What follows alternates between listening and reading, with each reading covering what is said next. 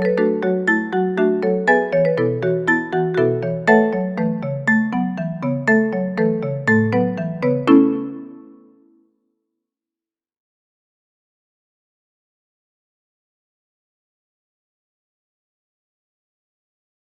day, my name is Jem Carmel P. Parana from ADT 12A, and I will be presenting my milestone presentation about my research project, A Garden of Emotions, the Act of Flower Giving and its Impact to One's Emotional Well-Being. The objectives of this presentation is to discuss about the revision status and progress report, the artwork production, the challenges encountered and collaborative approaches, and the timetable. Starting with the revision status and progress report, revisions were made based from the comments and suggestions provided by the panelists. My research advisor and I thoroughly discussed what should we be taking into consideration from the comments and suggestions and began our revisions from there. The major revisions made in my research paper mainly focused on the direction where my research is headed. It helped in organizing the objectives that my research will achieve. It was suggested that I narrow down the scope of my research while still digging deeper into the elements essential in my chosen topic.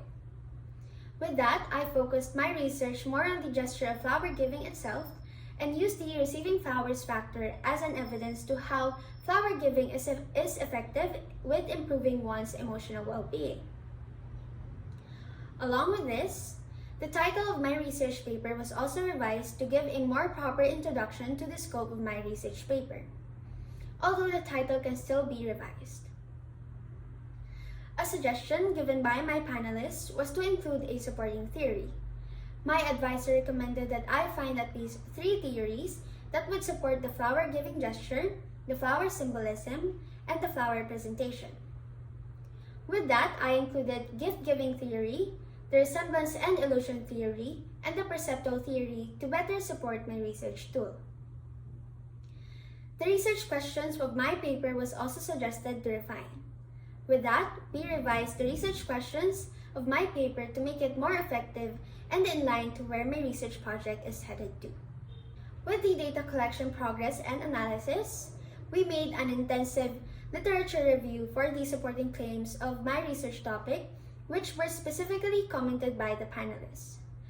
A social experiment will still be pursued, which will be focused on the senior high school unit of the DLSU-IS for the data gathering process. For the chosen academic journal, I will be using the 5th DLSU Senior High School Research Congress format, as it is also the best choice for me to effectively bring my research to light, and my topic also aligns with its themes. Moving on with the art production, there were some revisions made with how the final art output will look like, but the main objectives of the art output remains the same.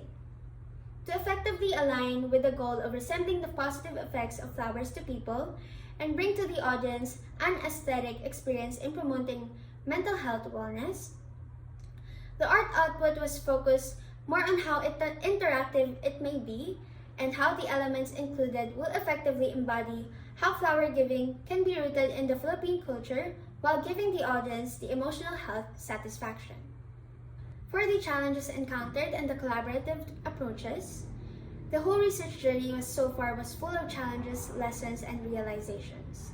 One of the challenges that I encountered the most was the creation of the art output, as the production really takes time and it was difficult when I always discover new ideas for the art output, which gives me a bit of the delay with the art process. Another was the major revisions of my paper. As I was changing the scope of my research paper, it was quite challenging to change some of the content, but my research advisor was there to give me guidance on how I can effectively work on the revisions of my paper. He also gave me a task matrix to make sure that I keep myself on track and avoid getting overwhelmed with the tasks. With the timetable, my research advisor gave me a task matrix for me to be guided with accomplishing my research project. With week 4, we had an initial meeting about the comments of the panelists and listed down comments and suggestions. From week 5 to 6, we refined the content of chapters 1 to 3 based on the comments of the panelists.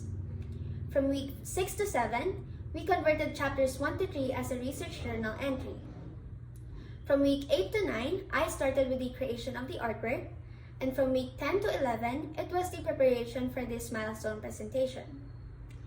For the plans and action for the next term, week 1 will be focused on the data gathering.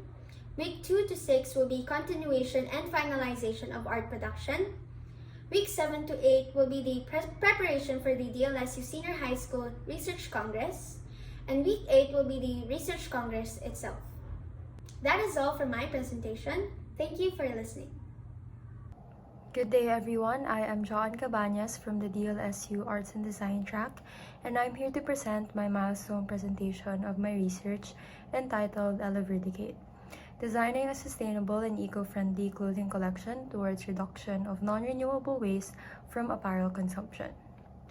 Starting off with the revisions, these are based from the comments of the panelists back in Term 1. I was asked to change the number of survey respondents from 30 to 50 for a better analysis. I was also asked to revise the word building in my former title into a fashion-related term, which is now designing. Most comments were on the content of the background of the study and statement of problem, wherein I had to do some clarifications and further explanations. So I also had to revise one of my sub-research questions. It was suggested that one of my concept designs to be changed to ensure that the design would be wearable by all. And lastly was to add Philippine context to my paper. For the status of my research, I have completed my mixed method data gathering and analysis of survey and written interview. I'm also starting to review the panelist comments for revisions of my paper, which I will be taking note of for the revisions of my preliminary parts. Thankfully, I was given the opportunity to present at the DLSU Arts Congress, so it pushed me to complete my data gathering, analysis, and a portion of my artwork, which gives me more time on paper revisions and artwork completion. So this is an overview of the data gathered from the survey, as well as the written interview. So the reason for choosing the DLSU-IS Research Congress academic journal is, I think that this will be a good opportunity for me to reach out to more people when it comes to the problem I chose, which is to increase exposure of sustainable fashion in the country and allowing it to have the same level of consumption as or greater than fast fashion consumption. Through this academic journal, it will allow my research to be understood and comprehended because of how it is structured. And especially that it's dealing with our environment, it would be more impactful if my research could bring more awareness to many people. The DLSU-IS Research Congress academic journal include introduction, methodology, results and discussion, conclusion, acknowledgements, and references. So for the introduction, I will be doing further revisions based on the panelist comments. And as mentioned earlier, the methodology and results and discussions are completed, but I do have to further revise the conclusion I have made.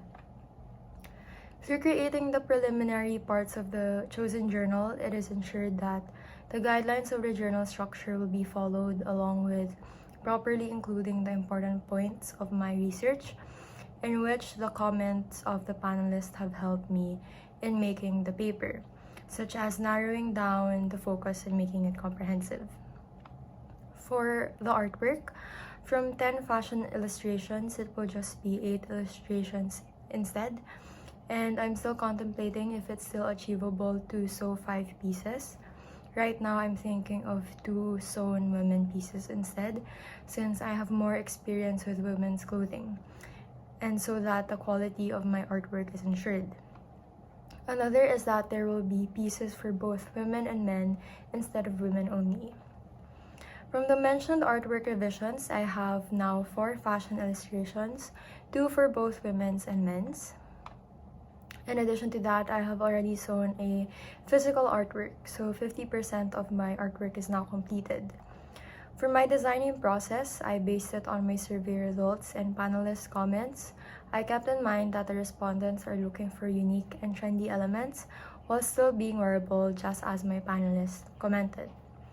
The unique elements are the patchwork design and the multifunctional aspect of the clothes, which will be showcased on the other 4 fashion illustrations and possibly on the sewn piece.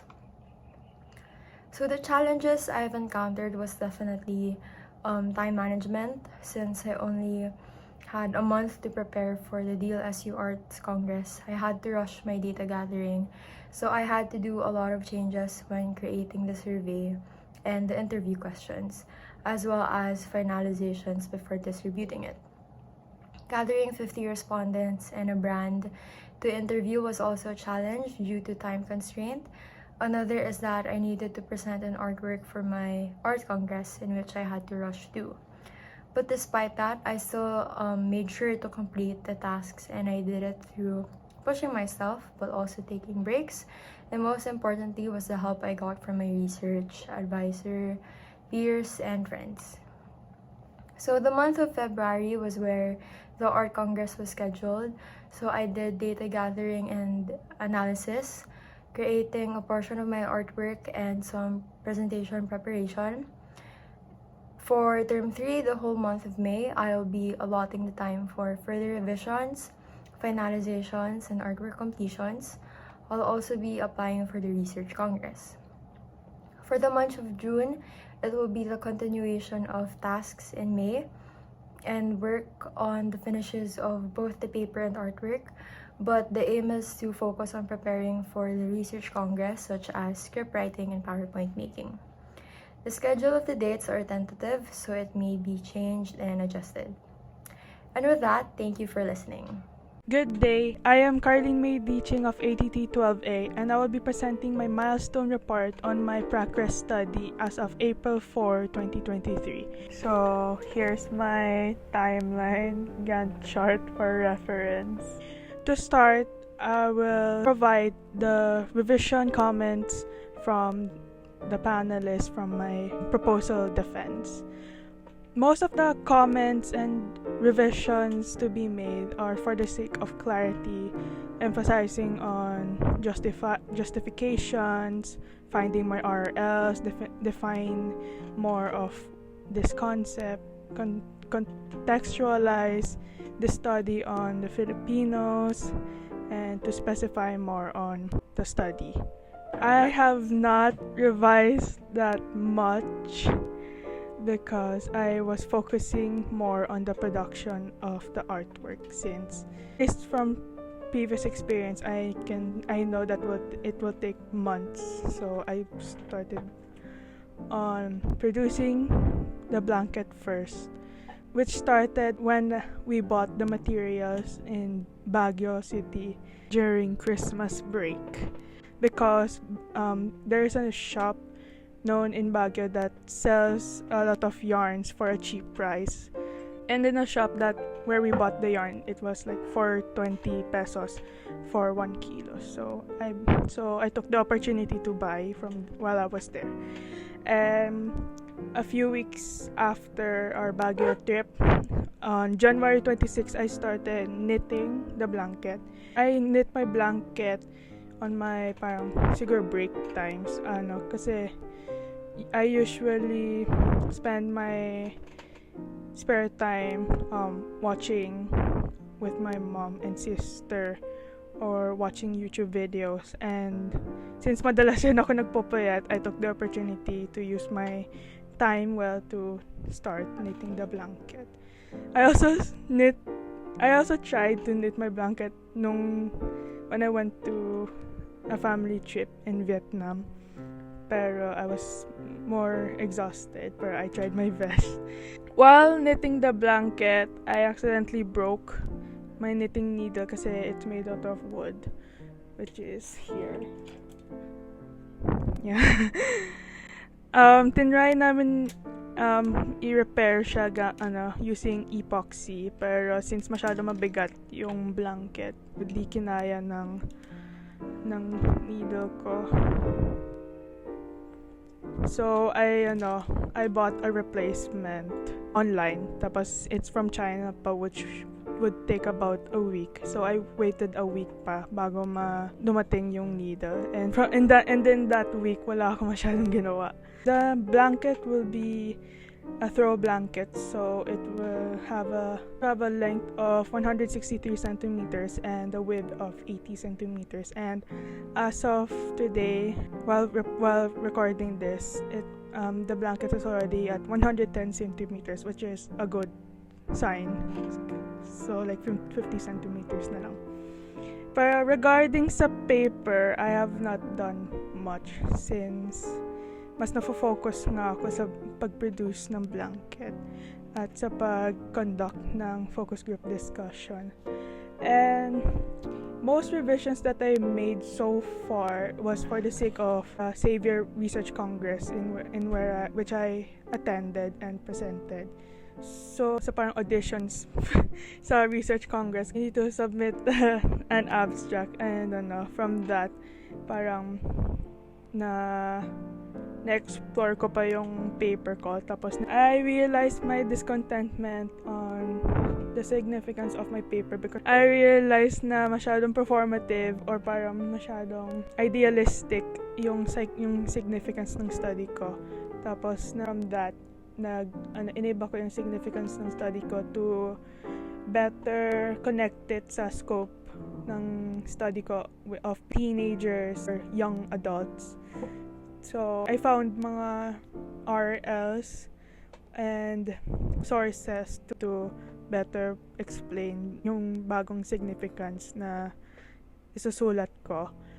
Also, isang comments rin galing sa panel is to specify yung research title ko kasi it's vague daw or baka may misunderstand yung sex education as the literal sex education than the show.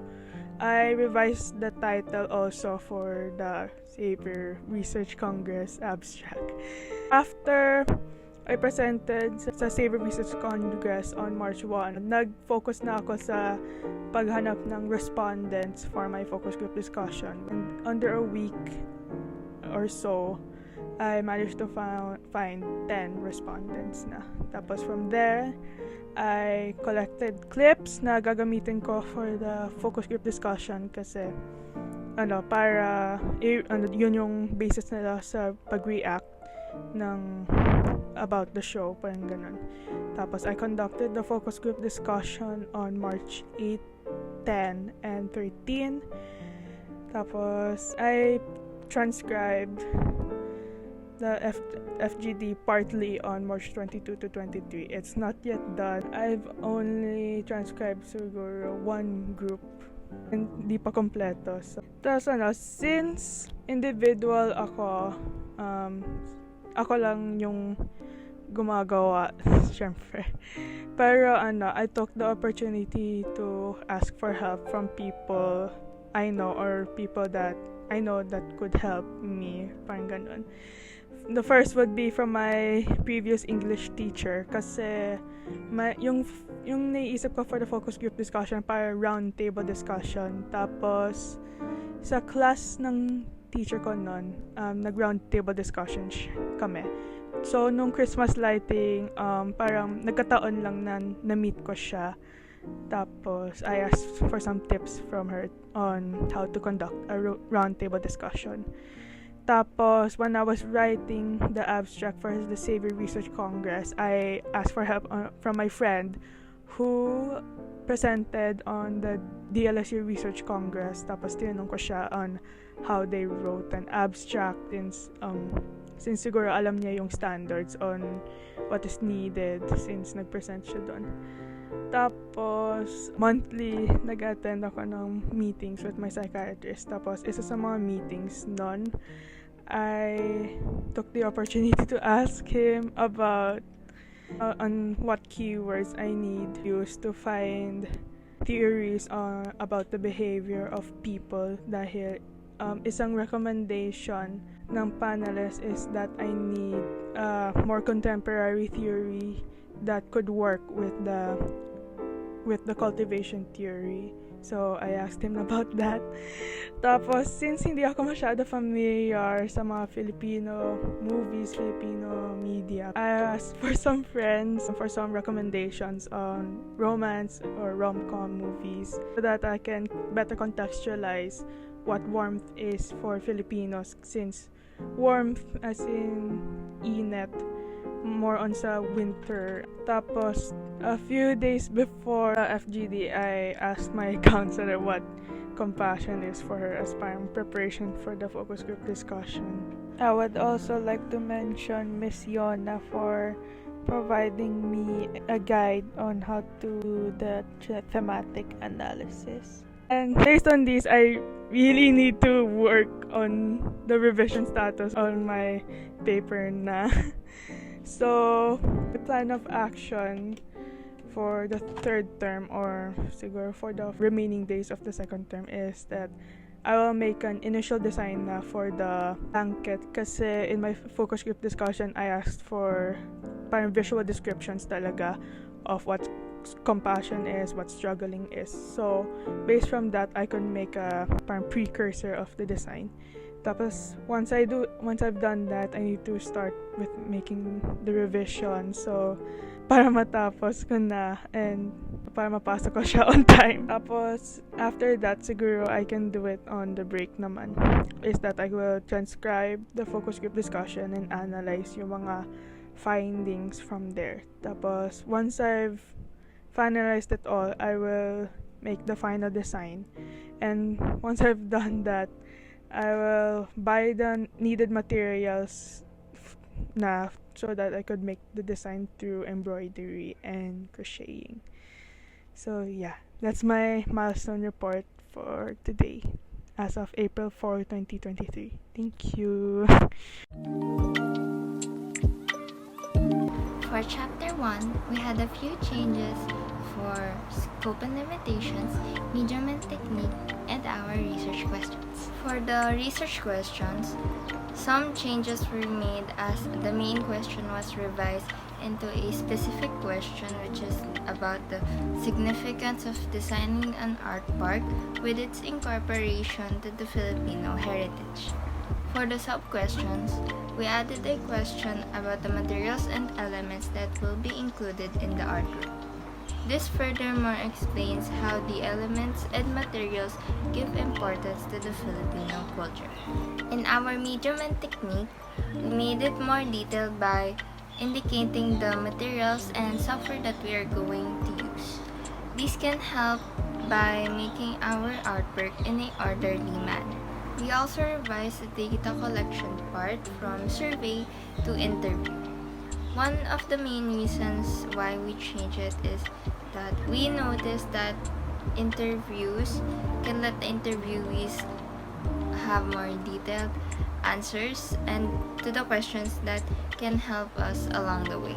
For the scope and limitations, we added a few information that is needed after the interview with the admin, which gave us certain limitations such as the location and parts of the original design plan that was need to be redesigned. For Chapter 2 in our research paper, we added more terms which were all centered around the building materials and inspirations we had for the park.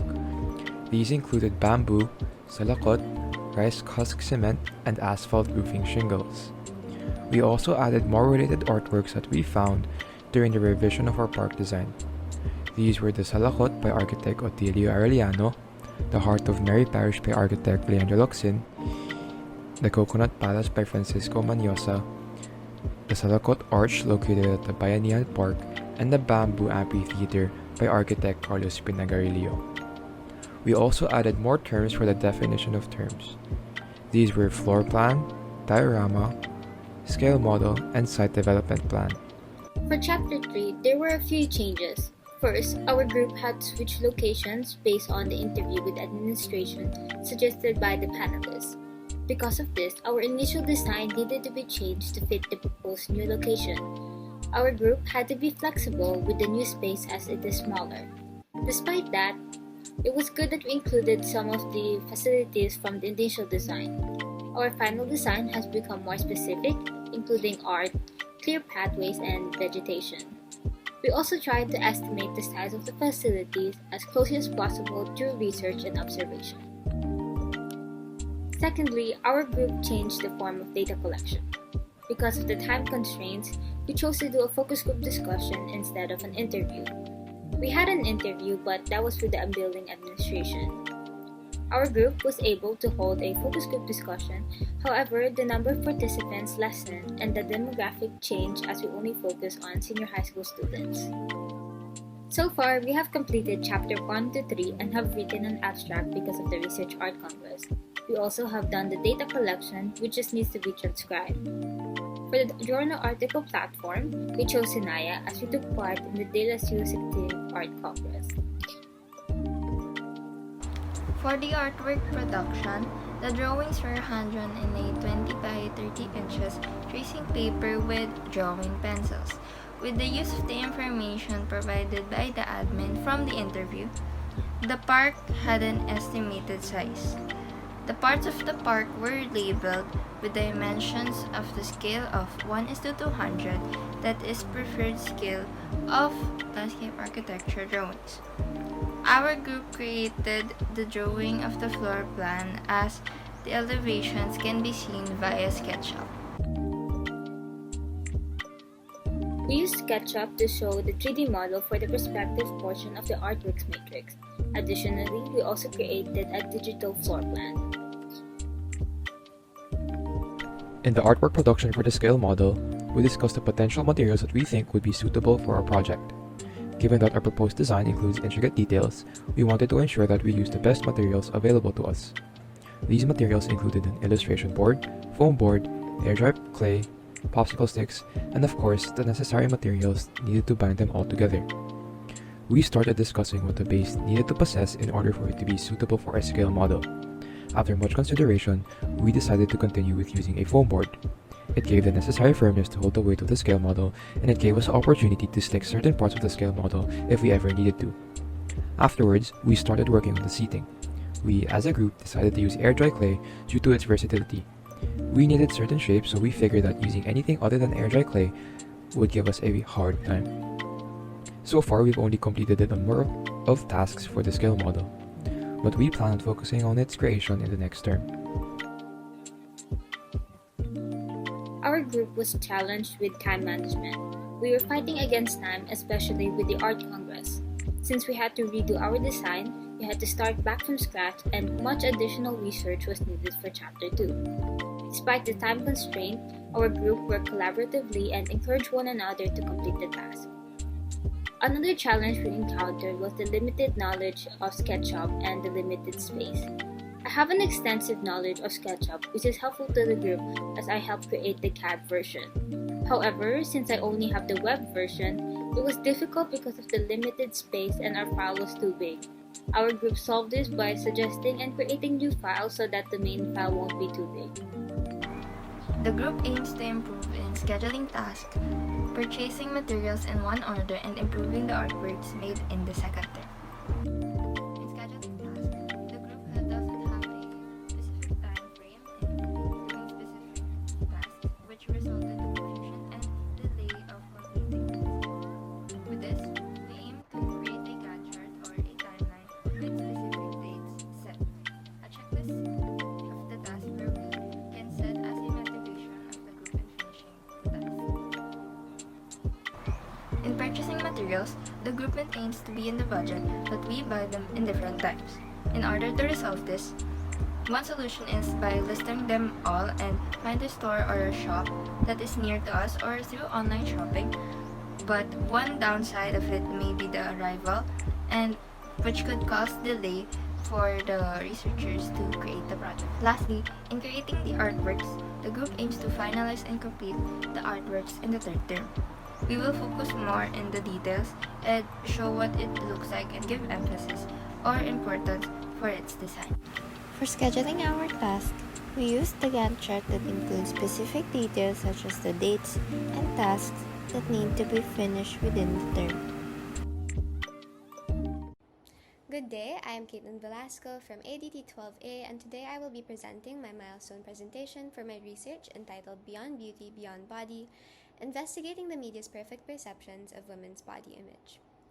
This phenomenological study aims to investigate factors of society's depictions of the media's perfect perceptions of women's body image and how this may affect adolescent women's definitions and internalizations. The study aims to gather information that explains how individuals experience this phenomenon, which is known as internalized body image. It will also investigate how one would feel about this phenomenon. It will utilize artistic expression in defining body image through the lens of adolescent women, ultimately producing a zine in the direction of positive light towards women's body inclusivity. Now, moving along, let us begin with the progress report for the current study. Upon accomplishing the proposal defense last November, notes were taken from the recording as to the comments and suggestions of the panelists, as well as my research advisor and mentor. Not very many comments were given, however, here is what was suggested. Beginning with the first panelist, a suggestion was made regarding possibly calling for social media contributors, such as bloggers and influencers, to enhance the study. Now, upon the data collection process, I was able to get a social media influencer to participate as an expert in the study. This social media influencer is a fashion, lifestyle, and commercial model and vlogger who has over 31,000 followers. I will not be mentioning their name for the sake of their privacy. However, they were able to participate in an interview wherein I asked questions regarding their social media content, such as what encourages them to post fashion and lifestyle content, the reactions they get from fans, as well as their own personal definitions of body image. The next suggestion made by the same panelist was to look for a product that can be identified with the research in order to enhance the study. These were things such as nutrition-related products, dietary pills, and the like. Now, upon discussing this with my research advisor, we came to the decision to not focus on anything nutrition or diet-related, or really any negative effects of body image in general. This is as my research focuses more on media effects on personal perceptions. It will mainly focus on how individuals define body image based on their own views. Hence, there is no product identified, as it focuses more on the psychological aspect of perceptions. Now, the last suggestion came from the second panelist. They suggested that, if applicable, to look for more specific characteristics or factors in choosing participants.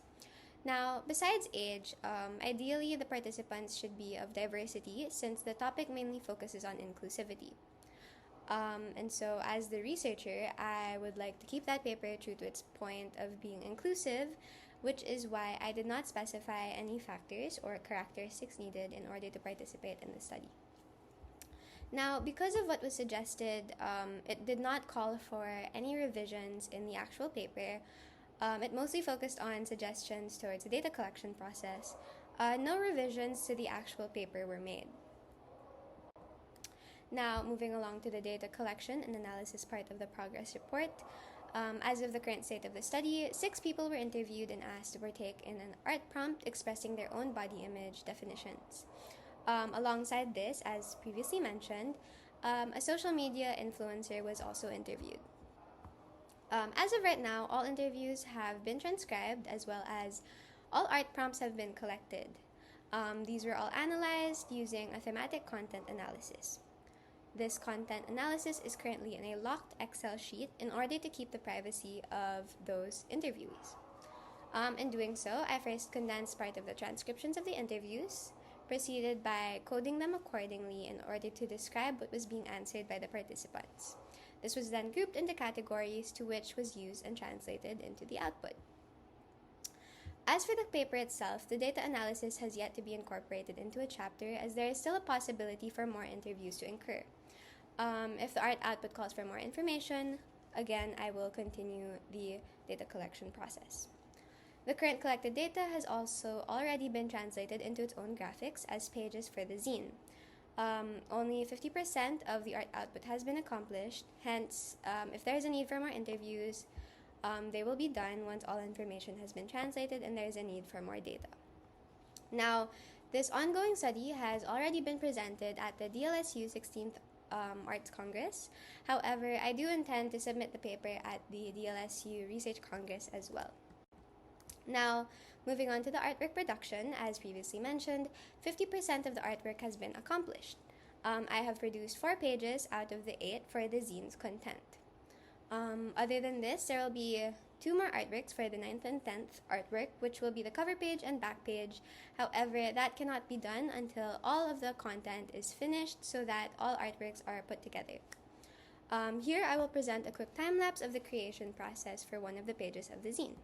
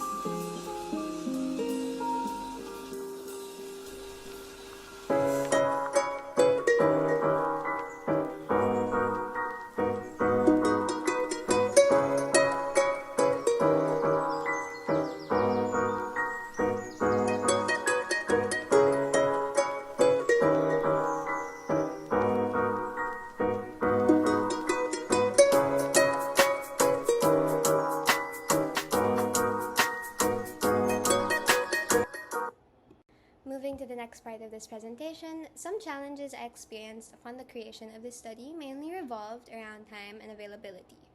Firstly, I found it difficult to accomplish everything in time for the Arts Congress presentation due to the lack of time. Similarly, finding time to work on the art outputs itself became quite a challenge, seeing that it aligned with finals and other projects. I approached this by taking time out of my personal time in order to accomplish the tasks, as they were a bit rushed. Other than this, creating a priority list was a big help as to break down the tasks and plan out where and when I could accomplish them. Moreover, the biggest difficulty encountered was aligning schedules with my research advisor for consultations, as we both got pretty busy with our schedules and found it difficult to align with a time wherein we were both available.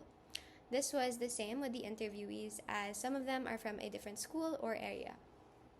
This was approached through online forms of communication.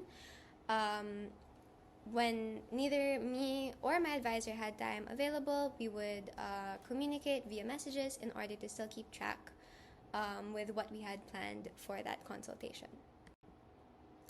Lastly, allow me to present my timetable for the past term, as well as the expected time it will take for future tasks. First, for term 1, the initial consultation was last September 27, 2022. Initial revisions followed by October 4. I finished Chapter 1 revisions by October 11 and finalized Chapters 1 and 2 by October 25, 2022. I then began Chapter 3 on November 1, revised and finalized Chapter 3 on November 20. My proposal defense was last November 22. I revised my paper and created Arts Congress presentation by Feb 22 and produced the 50% of the artwork by April 3.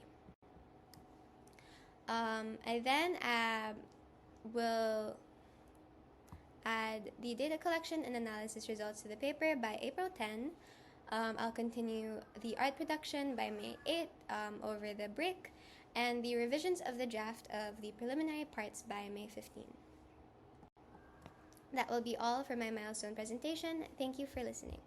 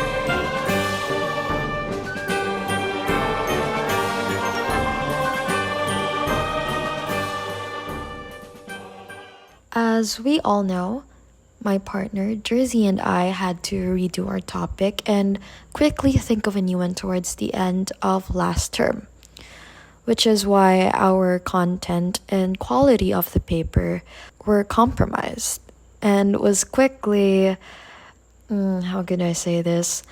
Let's just say the panelists knew that. Learning SketchUp was definitely one of the more challenging tasks that we had to do, as it literally is learning a new skill.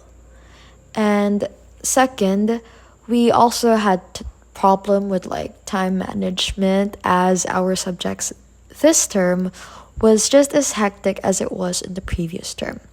But we quickly tried to make arrangements, just going to my house after classes to make time for our artwork and the paper itself.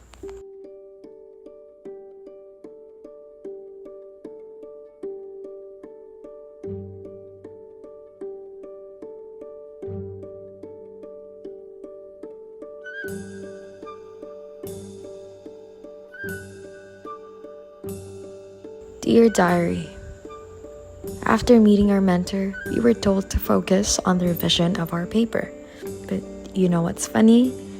We never really needed precise measurements and budget. With love, Cyril.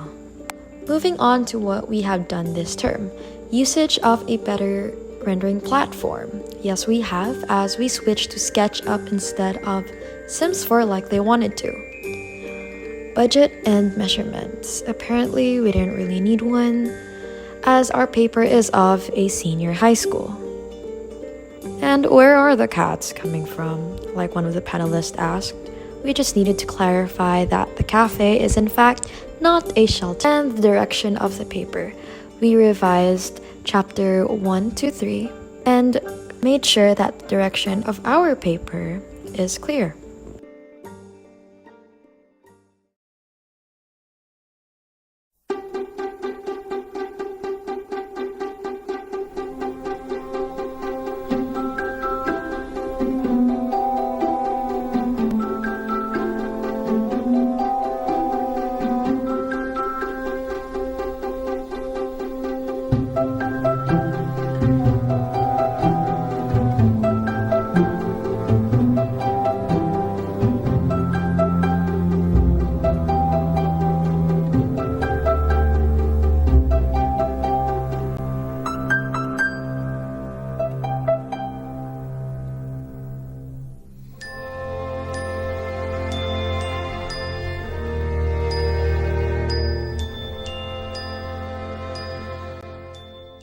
So what now?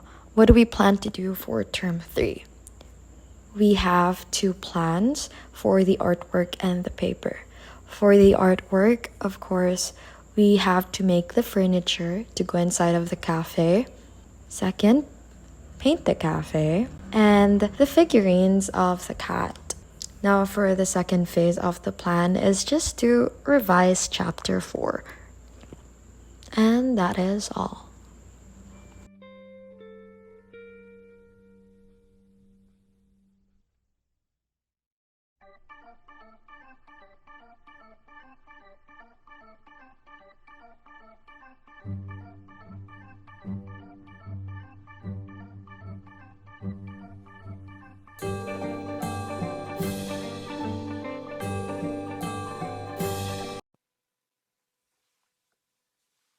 Good day to all watching.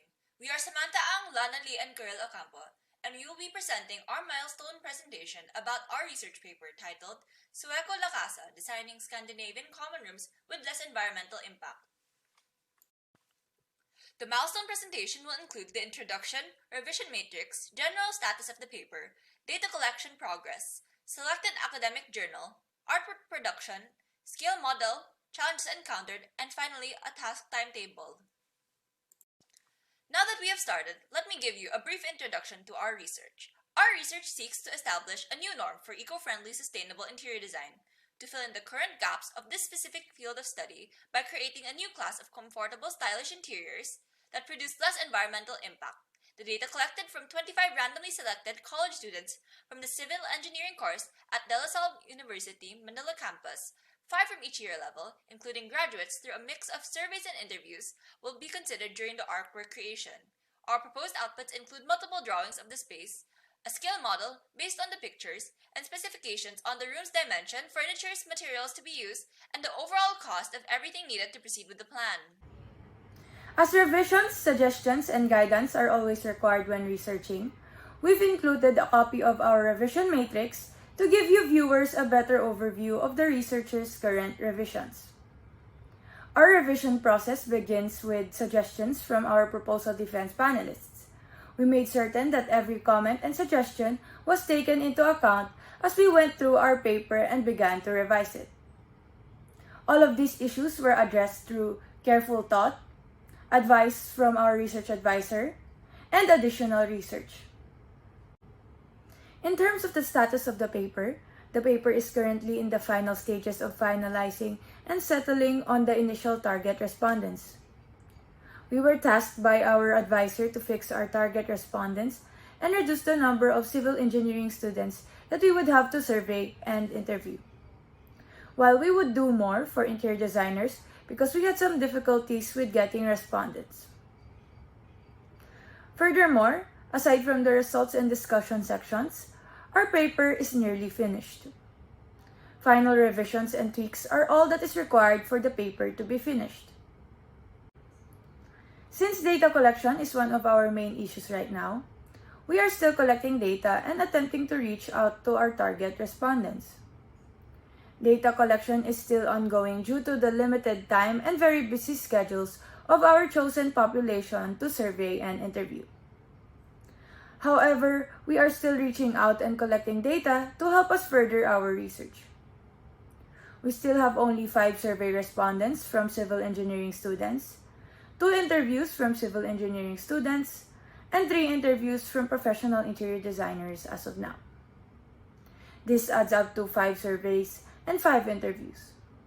To give you a better overview of the respondents' answer, now let us proceed to the analysis of the said data gathered.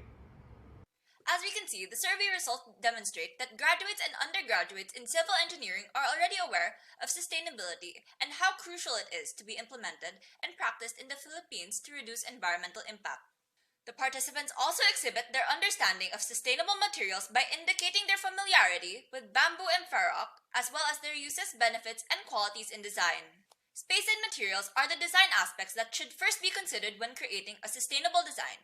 An interior designer must adhere to the room's purpose, functional needs, materials, and layout, which is ensured through space planning. Additionally, most consumers prefer clean lines, minimalist designs, and functionality with beauty. It is also essential for long-term health of ecosystems to consider employing renewable resources by choosing green materials in design. Lastly, bamboo is an excellent material for bringing sustainability into design. Ferroc demonstrates its environmental friendliness when used as a cement alternative. Moreover, Scandinavian design has a significant influence on generating a sustainable design. As for the journals, we chose the academic journal Sinaya Journal because our research advisor highly recommended it. We chose this academic journal for a number of reasons, one of which is that Sinaya is regarded as a pioneer and flagship journal in the Philippines for senior high school teachers and students. Another advantage is that this may provide us with an excellent opportunity to present our research paper study on Scandinavian interior design to a larger audience. Finally, future arts and design students interested in interior design may benefit from our paper because we chose this journal that senior high school students typically use. Our group would like to share our art production process. The first step was to brainstorm ideas. We started with a rough sketch or a series of perspective drawings using Procreate to have an initial idea of our interior design. It takes a while to find the perfect idea, but sketching helped us to visualize our sustainable interior design. Then we began to develop our design in SketchUp, an AutoCAD tool to refine and make necessary adjustments to our sketches. With SketchUp, we created a 3D model of our living room while experimenting with different design options. Furthermore, we were able to grasp our concept by viewing it in 3D using SketchUp. Moving on to the scale model, with reference materials in hand, the first step is to decide on the scale of our scale model, to determine how much detail we can include. We began assembling the frame or the base of our scale model after acquiring all of the necessary materials. During this process, it is important to take your time to ensure that the frame is sturdy and accurate. Overall, during the art production process, we made sure to use design elements that correspond with our theme, which is Sustainable Scandinavian Living Room Interior Design, by utilizing wooden textures, neutral colors, green decorations, and more. The research writing process can be challenging with many potential roadblocks. In this presentation, I will discuss some common challenges and problems that occurred during the data gathering and analysis process and how we overcame them. One of the biggest challenges in the research process is identifying a clear and focused research question that can be answered through the data gathering and analysis process. We overcame this challenge by developing a clear and concise research question that is both interesting and feasible to investigate. Another challenge in the data gathering process is collecting reliable and valid data. We overcame this by developing a clear data collection plan, using standardized methods and protocols, and carefully validating data to ensure its reliability and accuracy. Once data has been collected, another challenge is analyzing it, which requires selecting appropriate statistical methods, interpreting results, and drawing conclusions based on the data.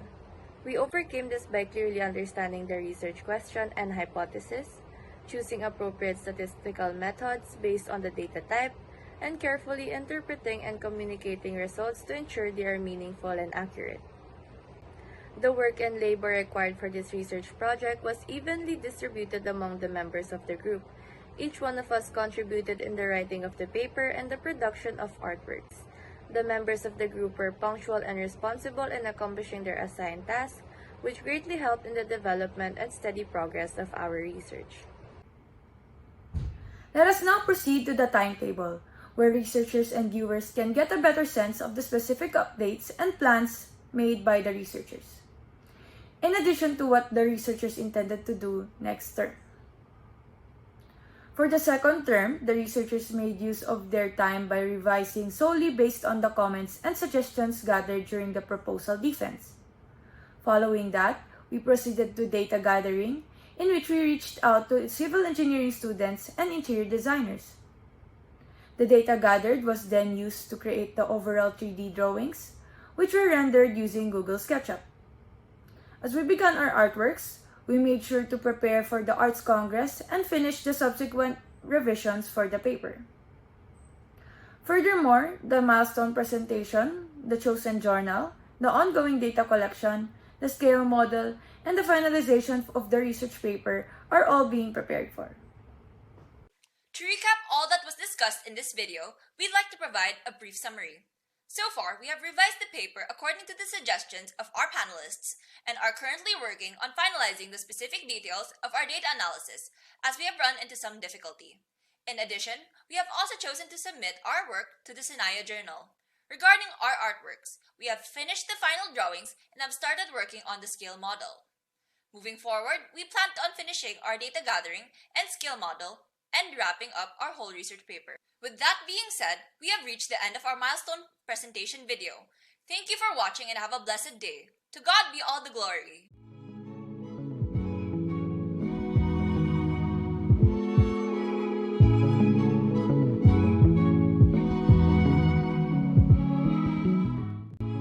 Good day, everyone. Today, we will discuss the progress of our research study titled Querencia, a socially sustainable condominium interior design for senior high school students of De La Salle University, Manila by Andrea Lorraine F. Calacday, Erin Chloe A. Isip, and Joyce Nazarene G. Isla.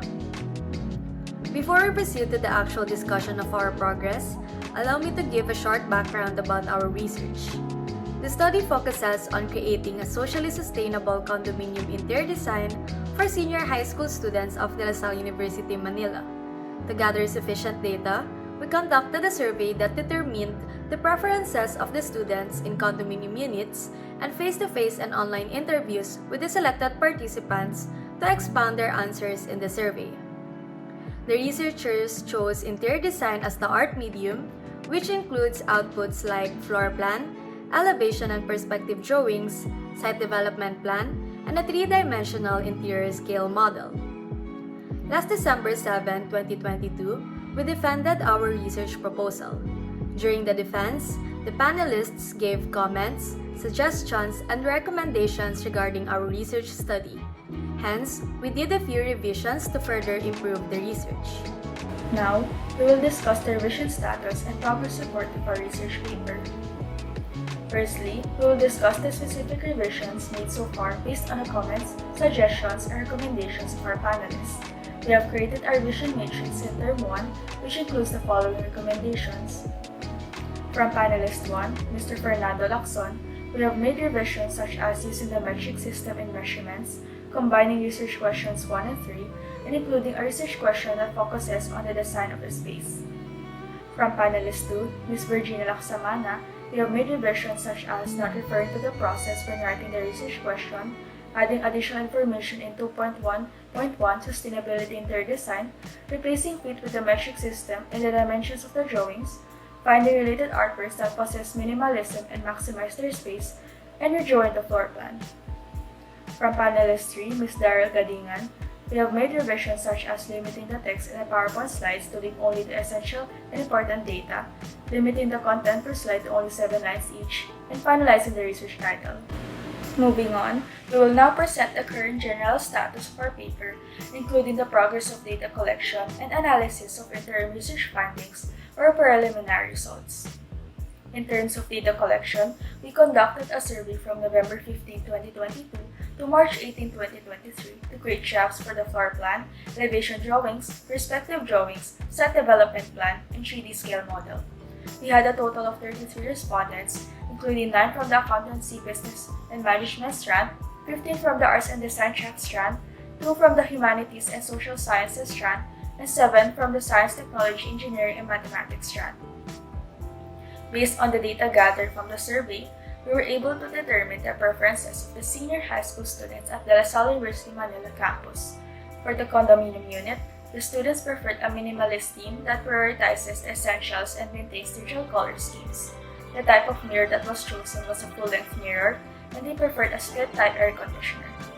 The students also chose pendant lighting and LED as their lighting fixtures. The students were able to determine the characteristics they will prefer in the bedroom, such as the bed size, type of side table, and type of lamp. They chose a double-sized bed, an open and closed aspect side table, and a table lamp. For the wardrobe area, the students would rather have a sliding door and all types of layouts for the closet, such as a hanging area, shelving, and drawers. In the study area, the students preferred a computer desk, a rolling chair, a table lamp, and floating bookshelves above their study area. For the living room, they preferred a 43-inch size television and a portable Bluetooth speaker and a sofa bed as a type of sofa. In the kitchen, they preferred appliances such as a microwave oven, electric kettle, air fryer, rice cooker, refrigerator, water filter, and steamer.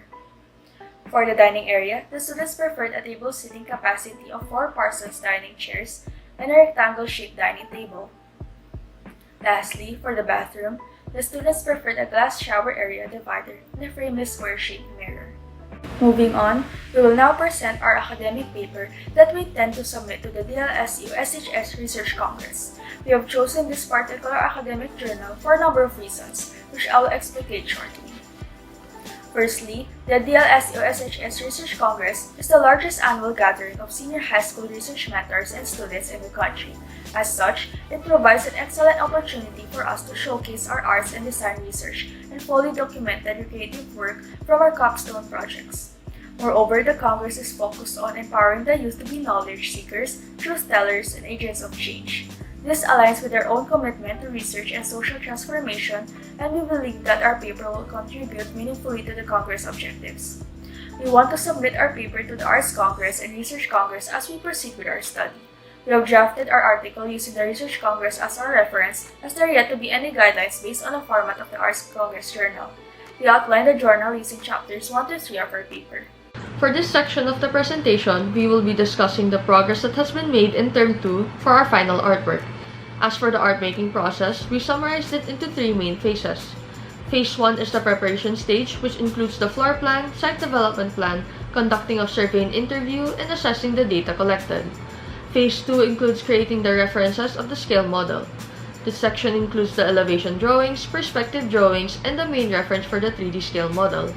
Lastly, the third phase, which is the phase that we are currently in, includes creating the physical scale model. This phase includes gathering the materials, creating the layout and the details, and the finishing touches.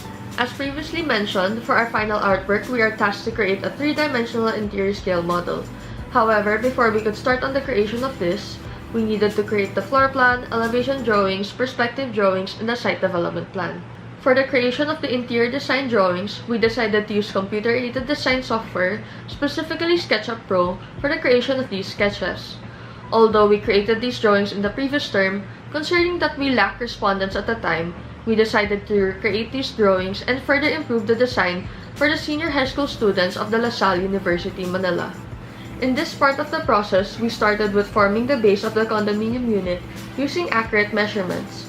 Then we added all the essential furniture needed for the condominium unit, making sure to follow the standard sizing and the minimalist theme. Lastly, we added the finishing touches and the details to the design. Now that we have the interior design drawings for reference, we started to create the 3D interior scale model. We first bought the materials from the craft store before starting with the creation of the artwork.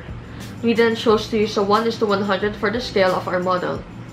Afterwards, we measured, marked, and cut out the interior and exterior walls of the condominium unit. Lastly, after cutting out all of the walls we needed using accurate measurements, we used the mighty bond to stick them together in order to create a sleek and clean finish. Shown here are our final interior design drawings and our current progress for our 3-dimensional interior scale model.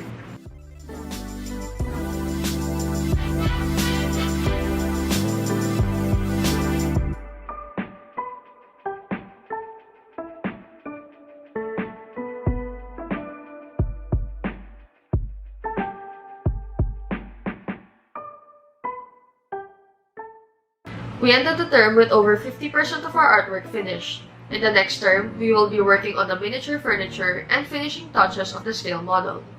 Moving on, we will present to you the challenges that we encountered during our research writing process, the data gathering procedure, data analysis, and the collaborative approaches we employed to address them. First is the lack of time. Last term, we did not hit the target number of respondents due to short time constraints in the process of gathering participants that meet the criteria of our survey. Hence, the data gathering was continued during the second term of the academic year. We addressed this challenge through scheduling our tasks for the month, such as creating a calendar that consists of all the day-to-day activities and the deadlines that we need to meet. Second is the collaboration in creating the artwork. Since our artwork includes floor plan, elevation drawings, perspective drawings, site development plan, and a 3-dimensional interior scale model, we divided these equally to each member. However, during Term 1, we noticed that the artworks are not uniform in terms of looks. Hence, during this term, we decided to do it together so we can agree on design choices. We also had difficulty in gathering and hitting the target number of respondents for our data collection. Considering that we had a specific criteria, students who are currently residing in a condominium unit around Taft Avenue, this added to the struggle of finding respondents for our survey. In order to overcome this challenge, we continued to disseminate our survey to senior high school students through email. In addition, we also distributed our survey in person by asking senior high school students to scan the QR code for the link of our survey. Moving on to the timetable consisting of the activities we did for Term 2 as well as our plan of actions for the next term. The second term of the academic year started last January 16, 2023. The first week was allotted for course introduction, wherein we were briefly oriented about the topics, activities and events, and the deadlines set for the term. With our practical research advisor, we also agreed on what day and time our consultation will be every week, and it is on Thursdays at 1:40 to 2:40 p.m. We had our first consultation on January 26, 2023. During the meeting, we decided to create a shared calendar of our plans for the whole term, such as data collection, art making, and revisions in the research study based on the proposal defense. Just like the last term, we have our meeting notes. We accomplished the first two meeting notes, which are the meeting notes 2.1 and 2.2, on January 27, 2023.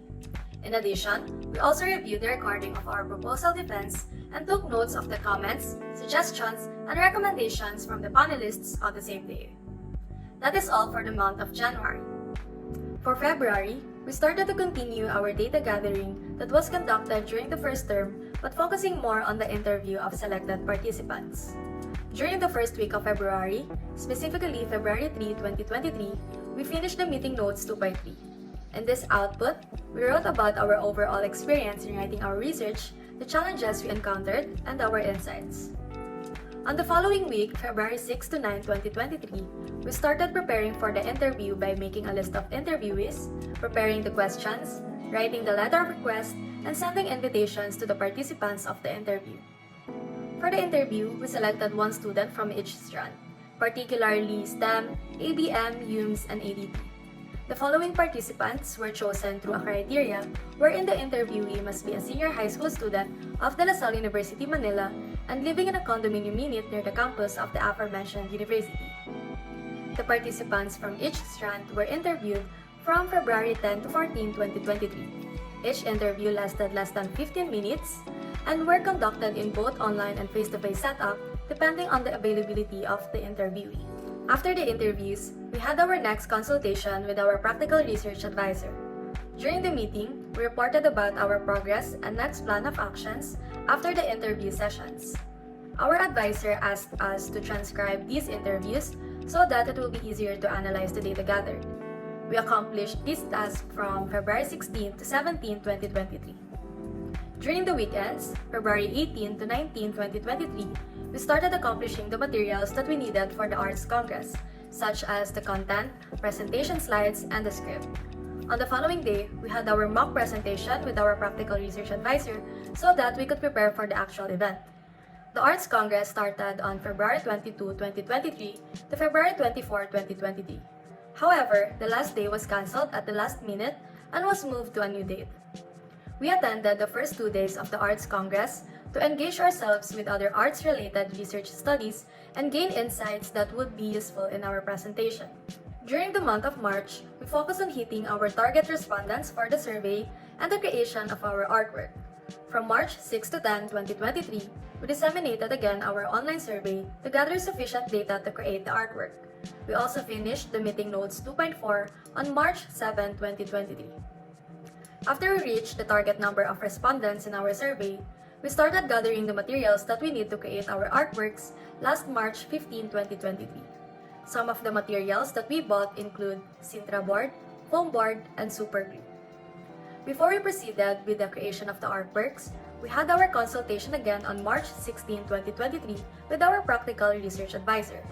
During the consultation, we were taught how to create the three-dimensional interior scale model, such as using the appropriate scale, creating stencils, and properly cutting and attaching the boards. The creation of the 50% of the artwork lasted for 6 days, from March 16 to 21, 2023. We revised the look of our floor plan and elevation and perspective drawings based on the data gathered from the respondents using a computer-aided design software, SketchUp. In addition, we also started the base of our three-dimensional interior scale model. Since the Arts Congress was moved to March 24, 2023, we had a consultation and mock presentation with our practical research advisor before the day of the event. For the last week of the month, March 27 to 31, 2023, we started preparing and doing the trimestral exam 1 and 2. For the milestone video presentation, we started planning the video, dividing the tasks, making the content and script, and creating the visual aids and art-making video. Furthermore, our group also decided to join the Senior High School Research Congress after carefully reviewing its pros and cons. Now that I have discussed all the activities we did this term, let us now move on to our plan of actions next term. As for the last term of the academic year, we plan to do 3 main activities, particularly accomplish the artwork, finalize the research paper, and accomplish the evaluation form. However, these are subject to change depending on the detailed activities and events that will happen next term. That is all for this presentation. Thank you for listening and have a great day.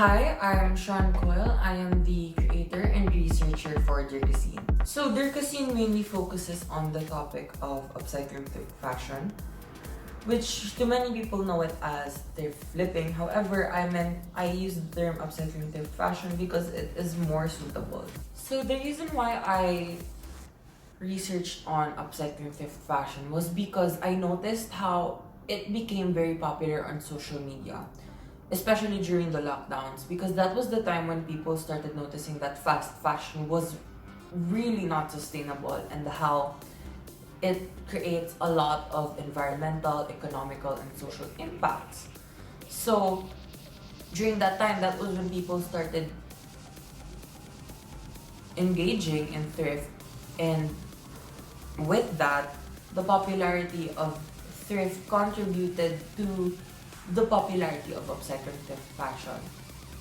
That being said, because upcycling thrift fashion is rooted from thrift, many people consider it as sustainable, but because there are a lot of low-income individuals who are being affected because of this trend,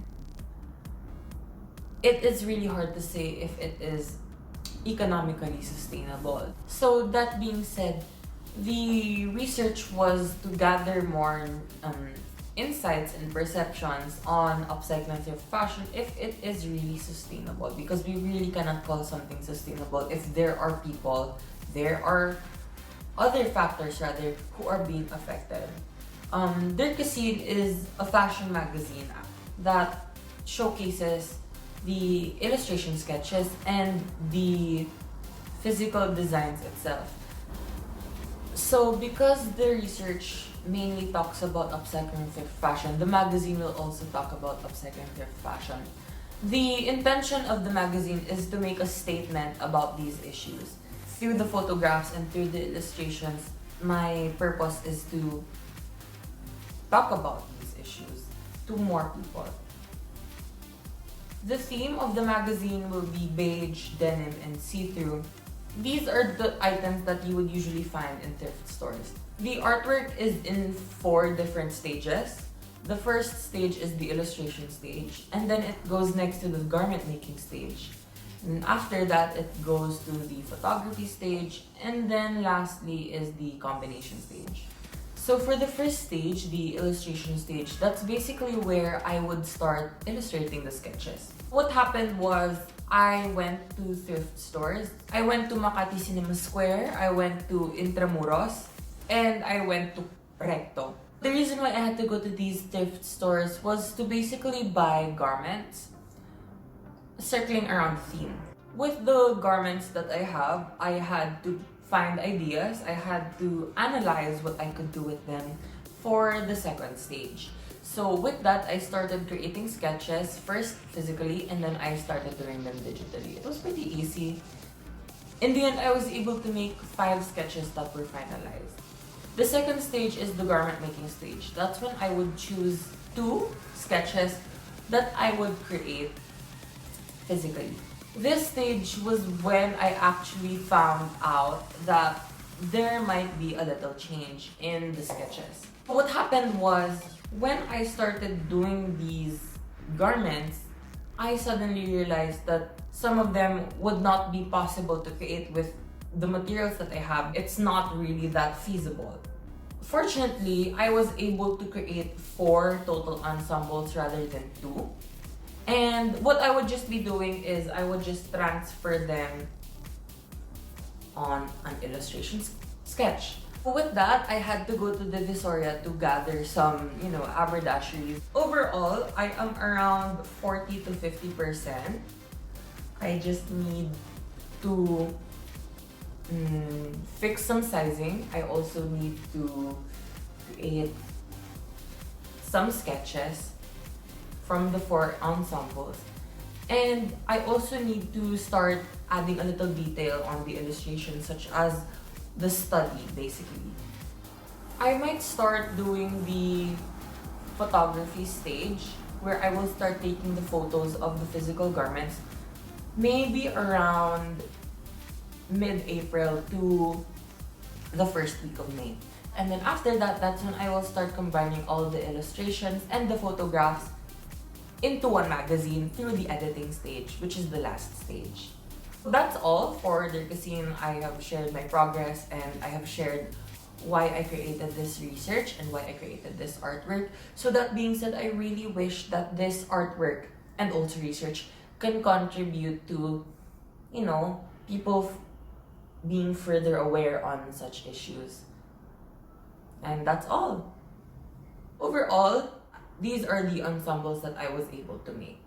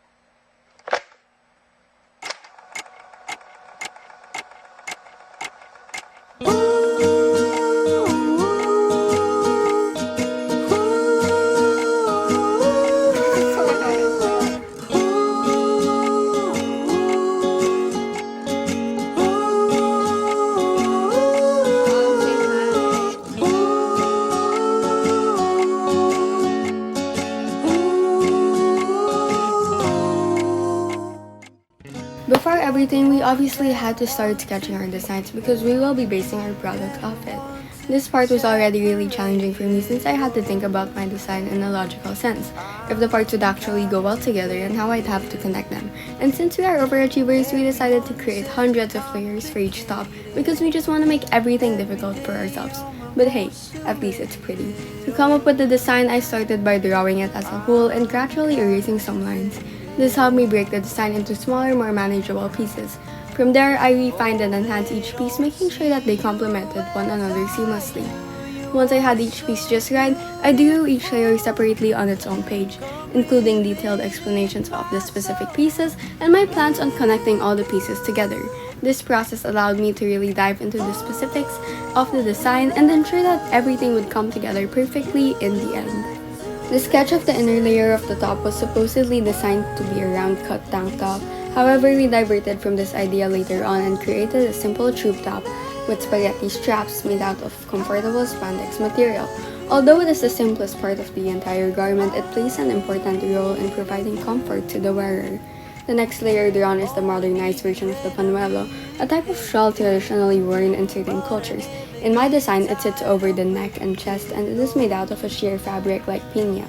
I added laces and other simple decorations to make it more visually interesting. The sleeves proved to be a bit of a challenge. At first, while sketching them, I designed them with a flat, stubbly upper portion, but after discussing with Pao, we realized that this gave them more of a European look than the traditional butterfly sleeve effect that we were going for. So we made some of the adjustments to create a pointier effect and achieve the desired look. Last but not the least, my favorite and most detailed part of the design is the outer layer. It is inspired by a corset and features beautiful ribbon detailing with a thin ribbon in the front and a large bow at the back. I put a lot of effort into designing this piece and I am looking forward to putting even more effort in crafting it to make it truly shine. After sketching, we went straight away to shopping, but we first had to create a list of the materials we needed to purchase in order to lessen our time wandering around. We decided to do our shopping in one stop at Divisoria since we knew the area would carry most of the items we were looking for. We even went with a friend also looking to buy supplies since he was more familiar with the place. For fabrics, we mostly got organza to somehow imitate the appearance of piña, then we also got a couple yards of spandex for the inner. After that, we just got other accessories such as the threads, buttons, and ribbons as well as the tools like the fabric scissors. In a couple of hours, we were able to leave the place satisfied and ready to actually create the artwork. To create the whole top, we had to follow a similar sequence for each section, such as the sleeves, inner, and panuelo, before putting them all together and making a single piece. First off, we had to get our measurements and mark these on the fabric. After doing so, we traced the shape we wanted to create onto the fabric using a pencil in order to get a more precise outcome when cutting. Occasionally, we would fold the fabric in half just so we would get double the amount of pieces with less work. We usually did this for the sleeves since we needed many of those. After that, we began cutting along the lines we made, but we did insert a few pins first just to ensure that the fabrics won't move and would still maintain similar shapes. We made sure to cut an inch or so above the said measurements to give room for mistakes as well as creating seams. We also did a few touches and cleaned up the edges just to make everything look neater. These also doubled as patterns that we could use as guides when we needed to cut more pieces in the same shape. All we had to do was just pin this onto the fabric with a generous amount of needles and basically repeat the whole cutting process that was just discussed. As a final step, we carefully pinned all the different pieces together to ensure they held their intended shape and served as a guide for our sewing. With each piece in place, we draped the entire design over a French mannequin where it came to life in a new way. Seeing the different layers and textures meld together on the mannequin allowed us to visualize the final output with greater clarity and detail. And that's all for our milestone presentation video. We hope that this glimpse into our creative process has given you a better understanding of our work that goes into designing and crafting a piece of clothing. As we move forward to this project, we are excited to continue bringing our vision to life and can't wait to see the final product. Thank you very much for watching! Good day everyone, my name is Julia Santiago and here with me today is my research partner Dara Ganalon presenting to you our research milestone presentation. Our research entitled The Art of Hustle and Bustle, the Influence of Organic Modernism on the Productivity of De La Salle University senior high school students residing in small living spaces in Metro Manila, talks about the different interior design elements and its positive influence on the productivity of an individual. After presenting our research study during the proposal defense last term, as a team, we still had a lot of changes when it comes to revisioning our research paper and how we'll start our methodology part of the study, such as the data collection, the artwork making, and the discussions.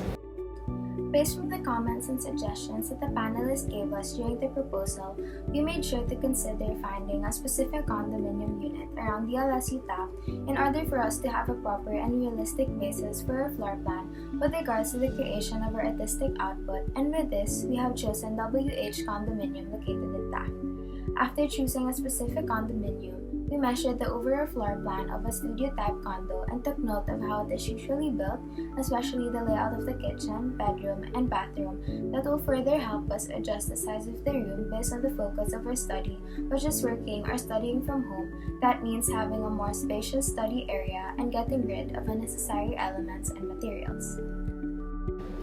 From this, we continued to collect data from our chosen respondents until we reached our target population and analyze, study, and review the data that the respondents have shared through our survey and incorporate this into our artistic output as the central theme. Currently, we are already done with our data collection, and based on the analysis, our respondents want to surround themselves with calm, neutral, and non-distracting elements in order for them to feel motivated and productive to study. Also, the researchers made the decision to choose Sinaya as their main journal platform. Given that this is a Philippine journal publication intended for students in senior high school, our research fits this platform especially in giving out knowledge about interior design and its relation to productivity.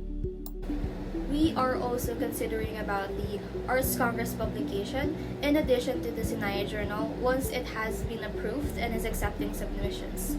We chose this platform because it aligns with our study since it is more inclined toward an artistic and creative approach. Moving on to the production of our artistic output. Here is a video showcasing our process in the creation of our diorama. First, we start off by making the base using the scale of 1:2, after which we continued by making the furniture to be put inside the diorama such as the bed, tables, kitchen, and the toilet and bath.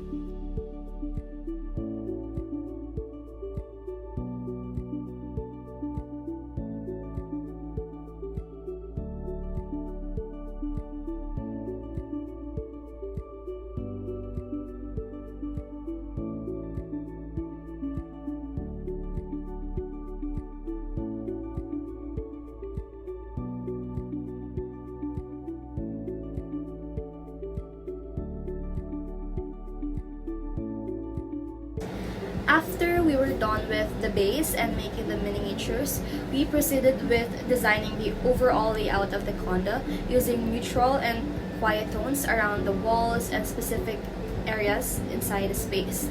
As of now, this is the progress of our artistic output, and we would still have to add a lot of different designs based on the data that the respondents have shared, such as the presence of plants and other neutral elements.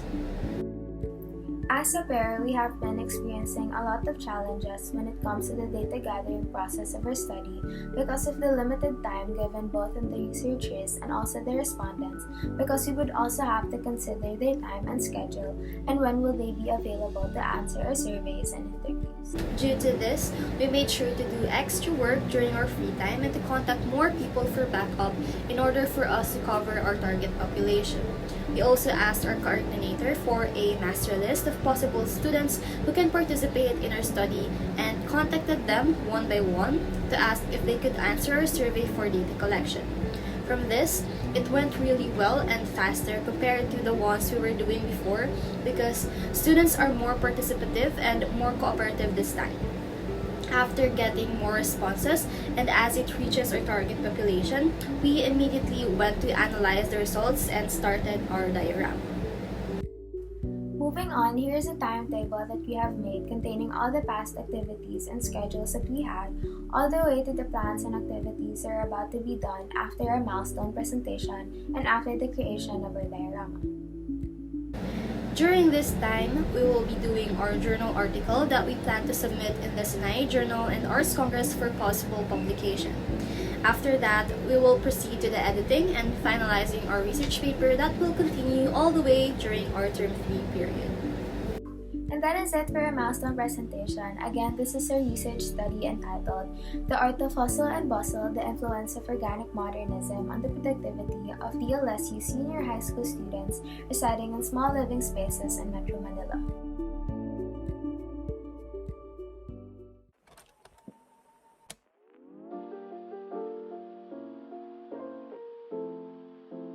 During the title defense of our research project, our panelists made some significant comments.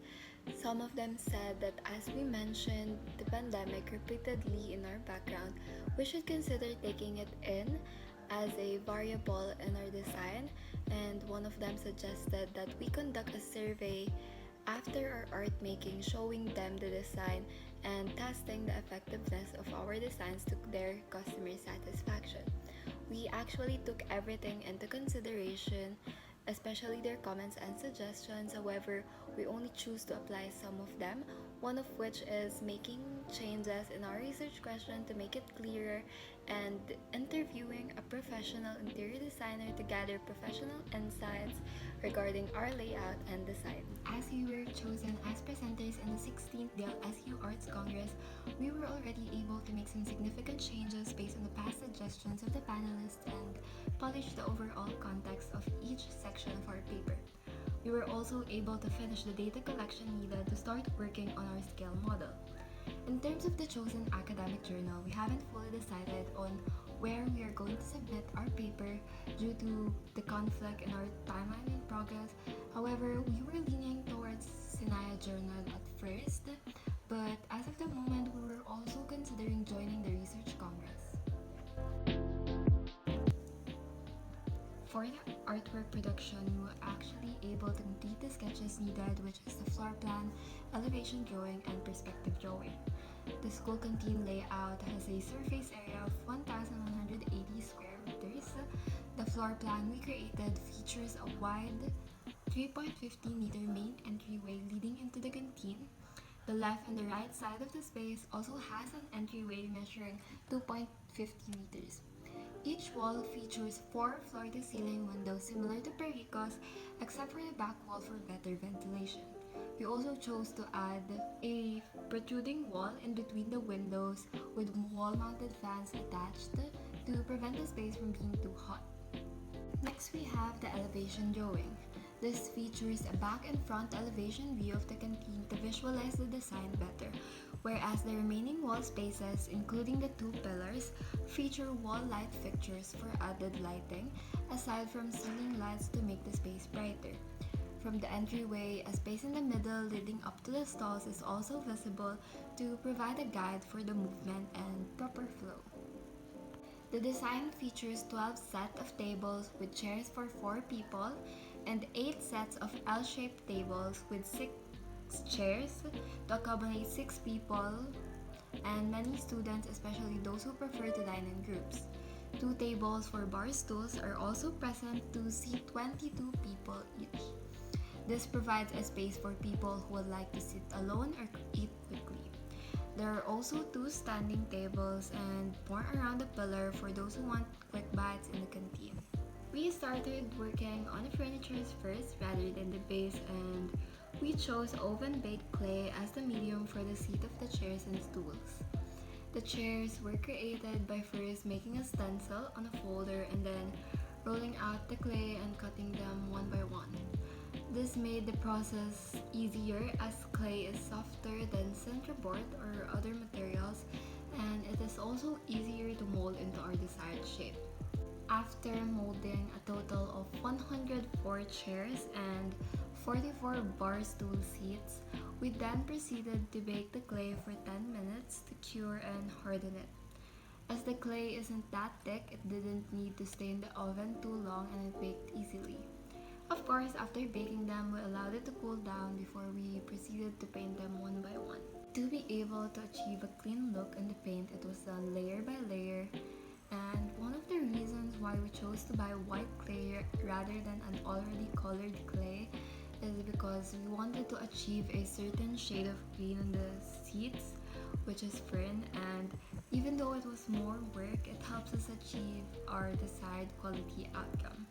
The painting process was a bit long as we had to let the paint dry every layer to ensure that there are no white spots visible in the chairs. For the feet of the chairs and stools, we chose to use toothpicks to achieve the wooden look that we had in our computer-aided design, and the toothpicks were then divided into 4 for the chairs and 2 for the bar stools. These feet were then carefully placed on the chairs using a glue gun and a glue stick while ensuring that the chairs will be able to stand. I used a mix of cincher board and illustration board for the tables. Since the top and bottom part of the tables are a bit thick, I used cincher board for it, while the stem of the table is illustration board. So I measured the pieces on both boards following the measurement from our digital model. So there are 2 squares, one is a bit bigger and the other is a bit smaller. Those are the top and bottom parts of the table, while there are 4 rectangular pieces that make up the stem. I then cut out the pieces using an X-Acto knife, especially for the cintra board for it to be clean. I just used scissors for the illustration board since the pieces were quite small and it would be easier to cut. After cutting everything, I then went outside to sand the sides of the top and bottom pieces. Lesson learned from my first experience on handling cincher board, since even with an X-Acto knife, the sides can still be a bit slanted.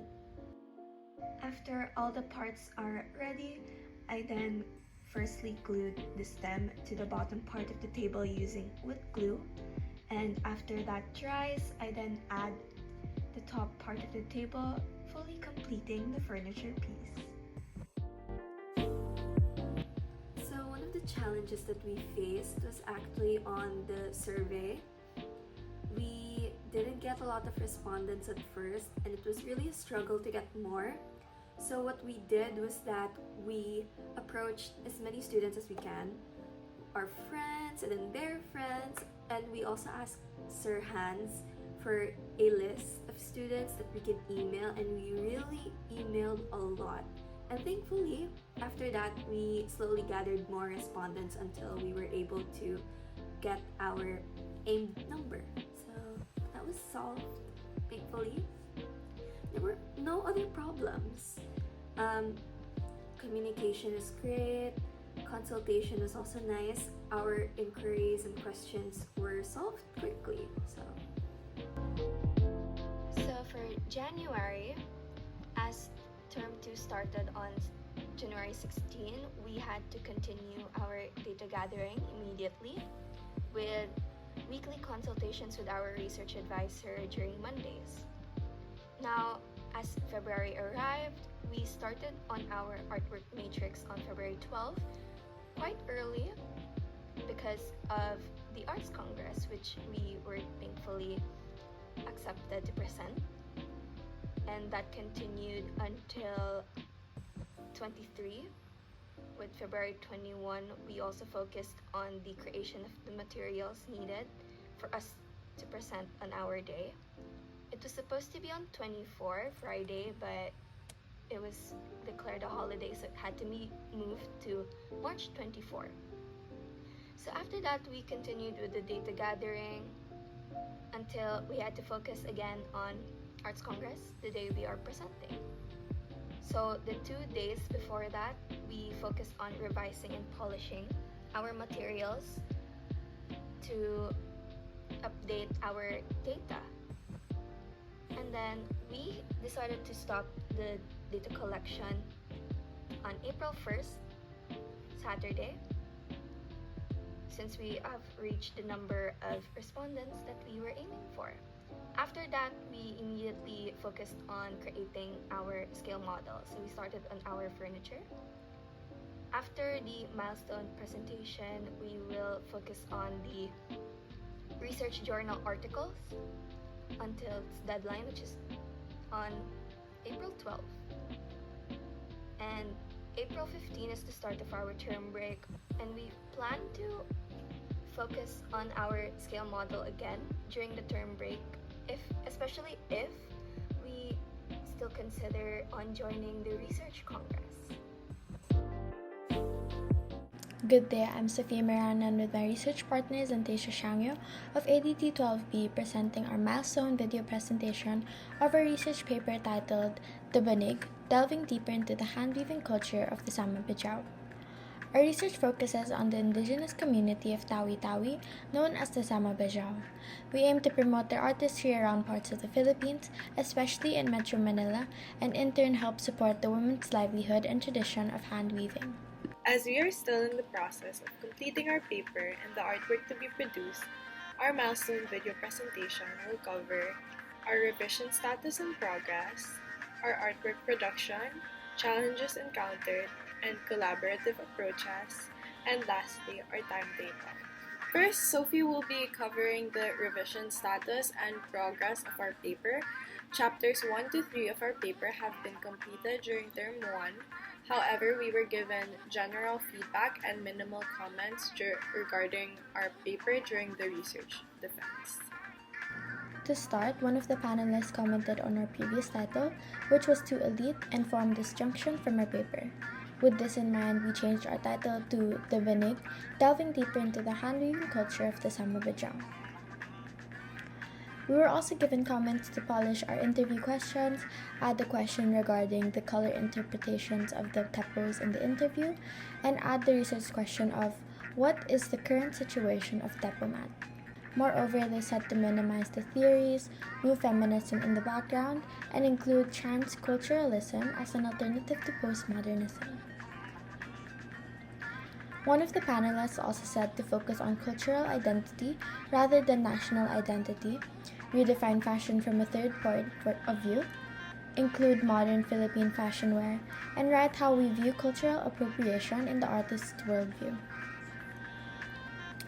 For the material portion, we were also given comments to discuss more on the properties of tepomat, to be careful of the assumptions about tepomat, and to include a material study if the tepomat is possible to create clothing. As researchers, we took all of the comments and feedback into consideration. These have greatly improved the flow of our paper. We have already revised some of the comments and are almost done with completing half of it. We are still in the process of editing each chapter because it coincides with the schedule of our artwork production. The research project focuses on the hand-weaving culture of the Sama-Bajau women in Tawi-Tawi, Philippines, and how to create economic opportunities for them through incorporating their art of tepomat making into modern women's wear. The indigenous people in the Philippines, who comprise nearly 15% of the population, face challenges such as inadequate access to necessities that contribute to their continuing poverty. Commercializing traditional cultural expressions is one way to improve their economies and income growth. However, with the ongoing advancement of technology, preserving the traditional culture and arts in the Philippines might be at risk. The study addresses the lack of attention and income given to the Samabadja women who handweave and incorporate their art into modern fashion while preserving their cultural heritage. The study aims to promote the revival of traditional handweaving techniques in the Philippine fashion industry by using tapomat as the main fabric, incorporating culturally appropriate motifs, and employing diverse sewing techniques. The researchers aim to preserve the tradition of handweaving in Tawi-Tawi, provide income for local artisans, and promote sustainability. The study will explore online sources and conduct semi-structured interviews to gather data. The limitations include time constraints, limited online sources, and focusing only on women's apparel. The significance of the study is to promote cultural preservation and national identity, and also support the Samabadjao indigenous community. We plan to use additional qualitative data collection methods to gather credible information in this study.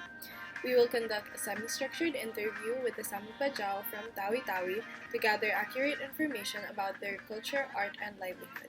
We will also use content analysis to examine handwoven fabric, textiles, and images to understand the fabric and fashion trends better.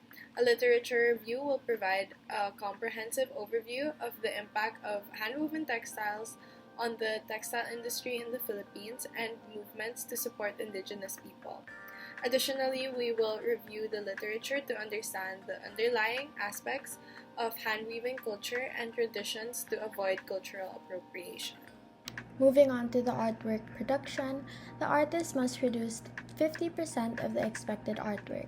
For fashion design, we were required to produce complete and finished illustrations of the collection and prepare the patterns or textiles for use. We have completed all 5 illustrations of the designs in our collection. In the following slides, we will be presenting the final illustrations of each look.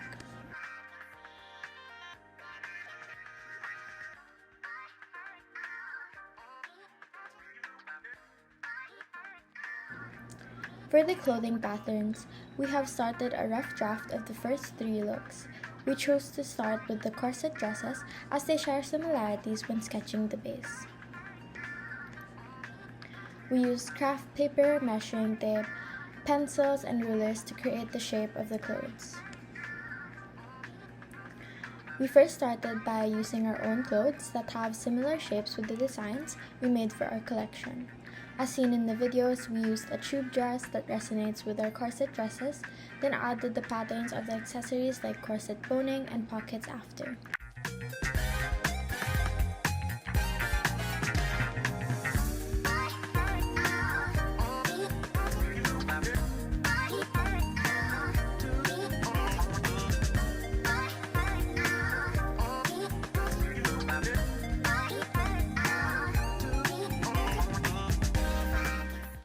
As we are a two-man team, we work together to accomplish our tasks on time.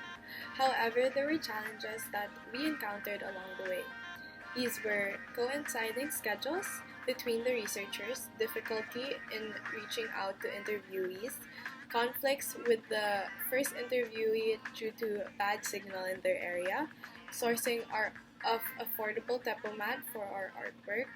But to power through these difficulties, we were able to establish clear communication between the researchers, set goals and objectives for every week to accomplish the task given, and stay on schedule, monitor our progress, find connections that can help us source the materials, and adjust schedules to be able to finish a task.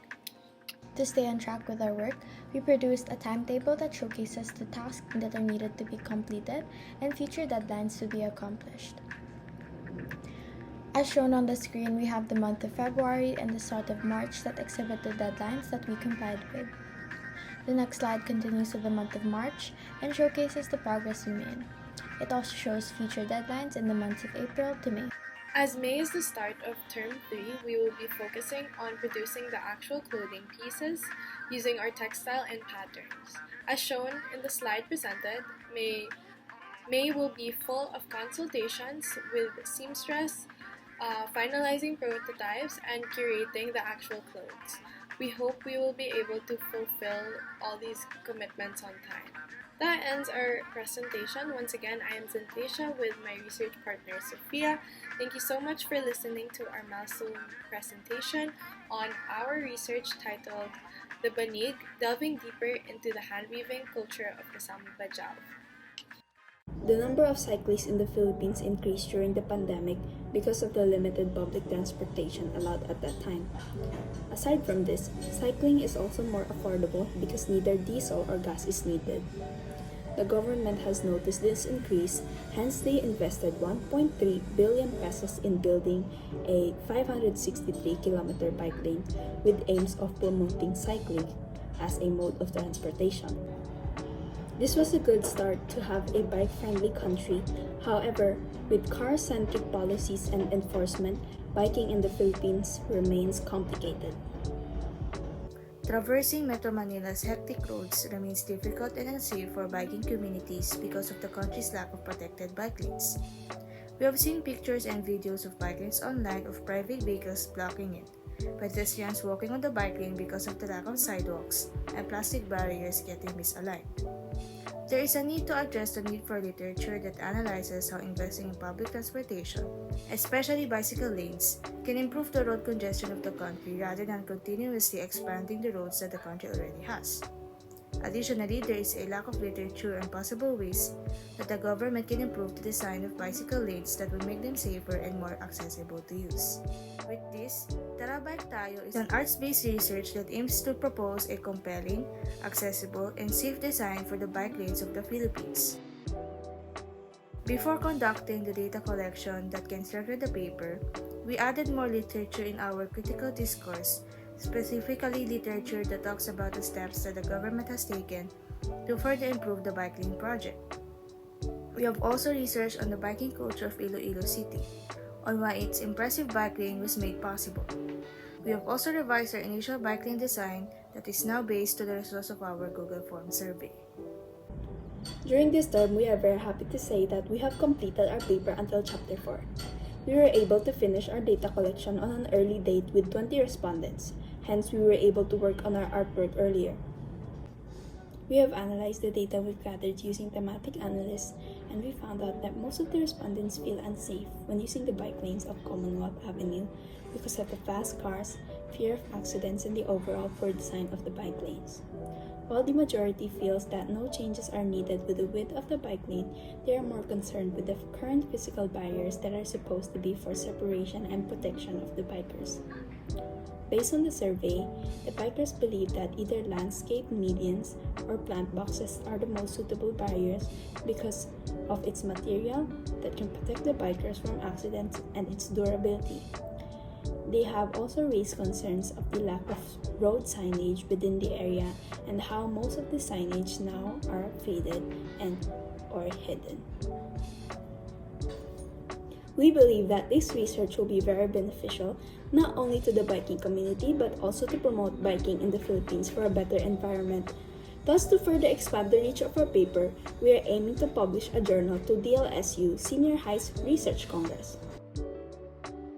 The floor plan was drawn on an A3 paper scaled at 1:200 meters. The bike lane is at 2.44 meters as the DPWH and DOT prescribed. The bikers who responded to the survey also agreed to the prescribed width of the bike lane, hence no changes were made in that aspect. The landscape median with the planter box begins at 1 meter and gets wider at 6.70 meters. There is a waiting shed for commuters and bike racks for bikers. The researchers also implemented more markings on the bike lane, and a signage will be placed at the start for awareness. Proper lighting in the vicinity was also considered, especially for bikers using bike lanes at night. Front elevation is scaled at 1:50 meters while the second is at 1:100 meters. The first elevation depicts the front view of the researchers' designed bike lane with just the barrier, sidewalk, lampposts, and bike lane. On the other hand, the second elevation depicts the side view of the researchers' designed waiting shed, bike racks, and low barriers that refrain vehicles from taking place. The floor plan and elevation drawings were done by Sherry. The perspective view of the design was done by me digitally through the SketchUp software. It was then rendered in the same software using the V-Ray extension.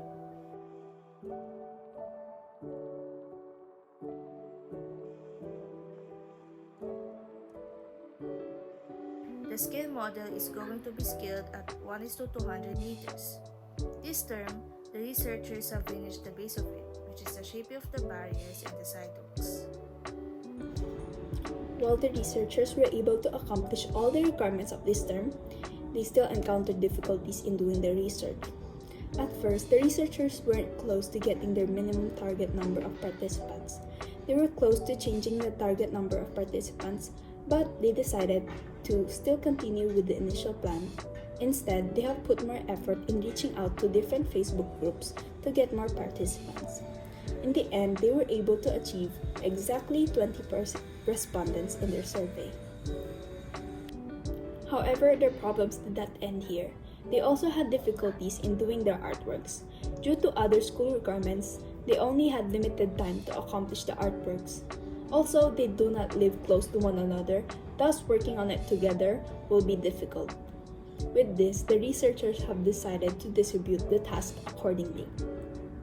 Aside from the paper, Cherry has decided to work on the floor plan and elevation drawings. She also worked on the scale model since she was also the one who bought the needed materials.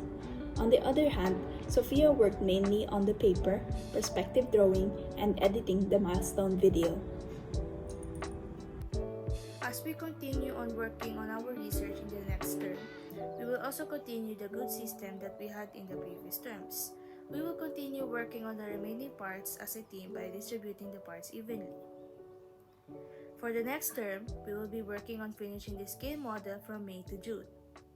At the same time, we will also start working on Chapter 5 of our research paper. Once we are done, we will be utilizing the remaining months to further improve our paper and prepare to submit it to the Research Congress. We will also be preparing for the defense or paper presentation. Good day, I hope you are all doing well today, and before we start our milestone presentation report, please give us a moment to introduce ourselves. I am Evangeline Nicole Nang. And I am Rihanna Saavedra, and we will be talking about our progress on our research titled The Power of Fashion, the Commercialization of Creative Freedom for Fashion Designers in the Philippine Fashion Industry through this short documentary. I hope you enjoy learning a little bit more about our paper through this video. Has there been any revisions you have done on the paper? During this term, we were able to revise our first chapter according to the comments of our panelists. Starting off with Chapter 1, our panelists suggested that we focus on studying the artists/brands and Filipino fashion consumers. And by doing this, we had to change our research questions and our research paper's title to align with each other and the new changes to the paper, which revolves around commercialization of creative freedom for fashion designers. I also added another topic in our critical discourse about Filipino fashion consumers with the existing literature that I found. We were able to change the focus of our data collection methods towards interviewing small, independent fashion labels and fashion designers. For our survey to be done next term, we changed our target audience to Filipino fashion consumers ages of 16 to 25, and instead of just focusing on art students in LaSalle. What about your progress? For our progress this term, we have finished interviewing a number of brand owners and fashion designers. The interviews went smoothly, and our interviewees seemed to enjoy their time as well. We learned so much from their insights that would help us form our conclusion for the paper. I have transcribed each interview, and our data analysis will be finalized next term. We will also be finishing our main pieces for the artwork soon. Next term, we will make sure we are all done with the sketches so that we can consult a seamstress as soon as possible. We want to have our wearable art pieces created next term in order for us to have a month to accomplish the surveys. We will also finish revising our paper since there are still some parts we haven't had time to finish. What artwork do you plan to make? For the study, we put ourselves in the shoes of a fashion designer and create a collection that will showcase why creative freedom is important and when it comes to creating designs. The collection will consist of sketches of two completely different styles of wearable art inspired by other art mediums. It will be a collection with a side A and a side B as we have different interests. We will choose one sketch that will be and will act as the main piece of our collections, and the remaining sketches will be compiled into a collection book. As we have already created sketches to create the concept of our artworks last term, we will then proceed to the actual production of it. To start off, we will be finding the right fabrics that match our concepts. So to do this, we visited a fabric shop and searched for the perfect fabric for our main piece. What is the concept of your main piece? Yeah, so I wanted to create a dress that a person can wear in multiple ways and would stand out in a crowded room. As seen from my sketch, I will first use this. Where is it? I will first use this blush silky fabric called charmeuse for the top/blouse of my couture. The first design would be a charmeuse blouse with a charmeuse flowy long skirt that would give continuity and present a simple evening gown ensemble.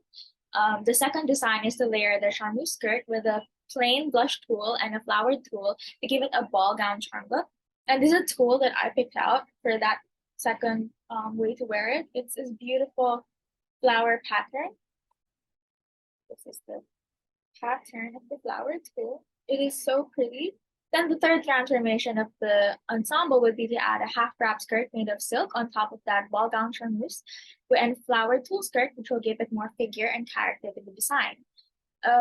I plan to make this sparkly or with some glue and rhinestones. I have not finalized how I want to do that, but this is my sketch, so you can see the idea of what I want for my main piece. What about you, Evangeline? The main piece number 2 will be inspired by the agent Astra from Valorant and will be entitled Astral, and it is a bluish purple cosmic energies inspired design. So this black fabric will be the background space/night sky, and I chose this kind of fabric because it's perfect because it will hug the body and give a slimming effect towards the top, which will leave more room for attention for the purple fabrics, and hopefully will be flowing down maybe in a gown style towards the bottom. For the furble fabric, I will be consulting with a seamstress to figure out what will be the best for the design. How will you go about making this? Moving on to our wearable art pieces, we will consult the seamstress on how we can bring our vision for our main pieces to life.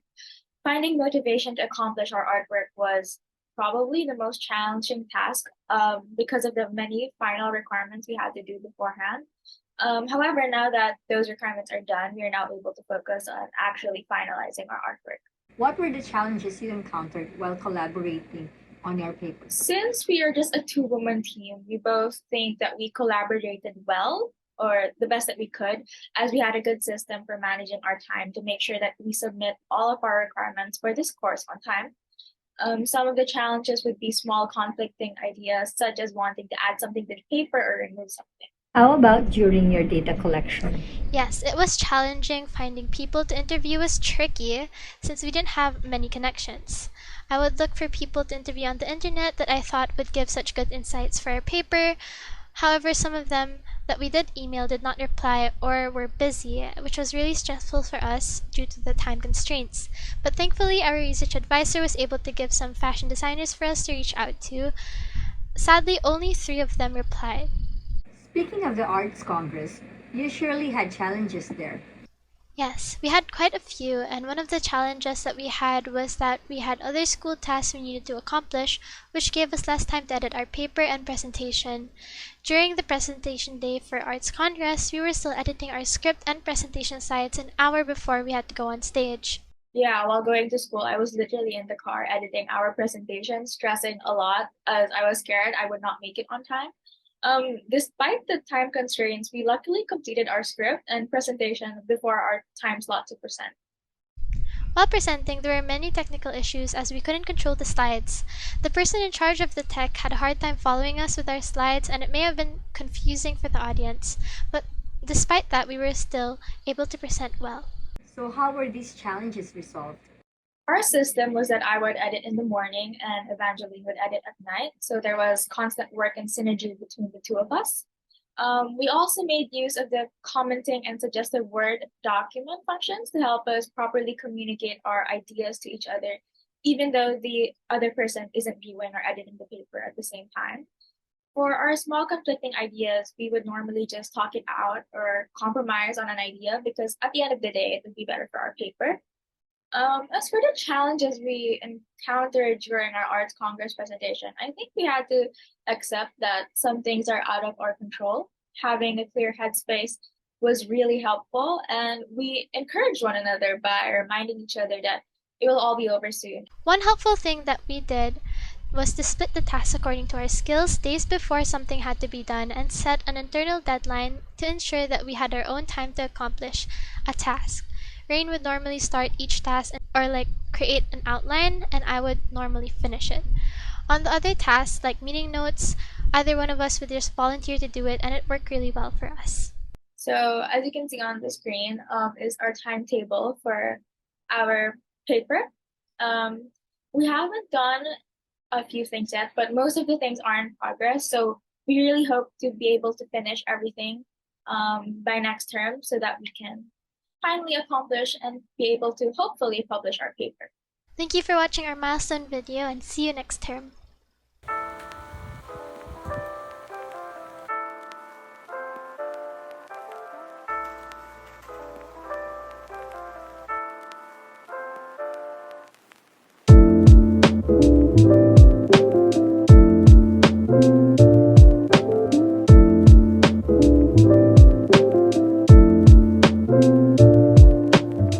Hi, my name is Mary Malaluan, and together with me are my research groupmates, Christian Suriola and Gerald Surila. Our research, entitled Harmonia, Incorporating Biophilic Design into Modern Vernacular Architecture in the Philippines, seeks to offer additional information on how to incorporate biophilic design into tropical vernacular architecture and to develop a solution that strikes a compromise between an environmentally friendly and long-term viability reconstruction of the structure while establishing harmony between nature and humans. According to the panelists, we were suggested to define harmonia adequately, illustrate how biophilic design can be applied to the modern Bahay-Kubo, merge our second and third research questions, add more repercussions to the environmental sustainability and the significance of the study, identify the dimension of our artwork, strengthen our paper through more in-text citation, and sourcing up respondents. We made use of the panelists' remarks and advice in order to enhance and further improve our work. From this, even though we reached out to and attempted to contact more than 30 individuals, just 2 responded. We are still collecting data on the makers or builders of Bahay-Kubo. With this in mind, we are having trouble letting participants cooperate in our study, but based on our analysis and hypothetical data was determined by the current responses from the chosen respondents. Overall information for architects indicates that the recommended materials for a modern biophilic Bahay-Kubo include renewable resources like wood, concrete, and steel.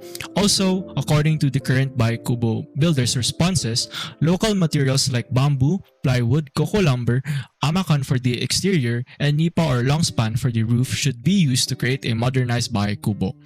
Lastly, the response from both fields for the optimal site of a modern Bahay-Kubo was rural and urban-rural locations. Moving on, since the study also focuses on and is designed to address Philippine cultural preservation and structural sustainability, we chose Research Congress as our primary journal platform. Moreover, this research is suitable for the platform because it provides more details on sustainable related architectural design and modern vernacular architecture and Philippine cultural awareness. Lastly, we made use of the panelists' remarks and advice in order to enhance and further improve our work.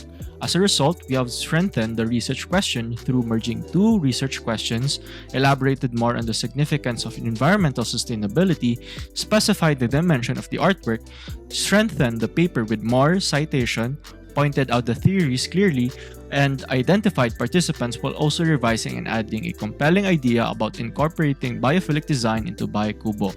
Nonetheless, the changes and recommendation function well to close any holes in the study, which made it more relevant and noteworthy generally.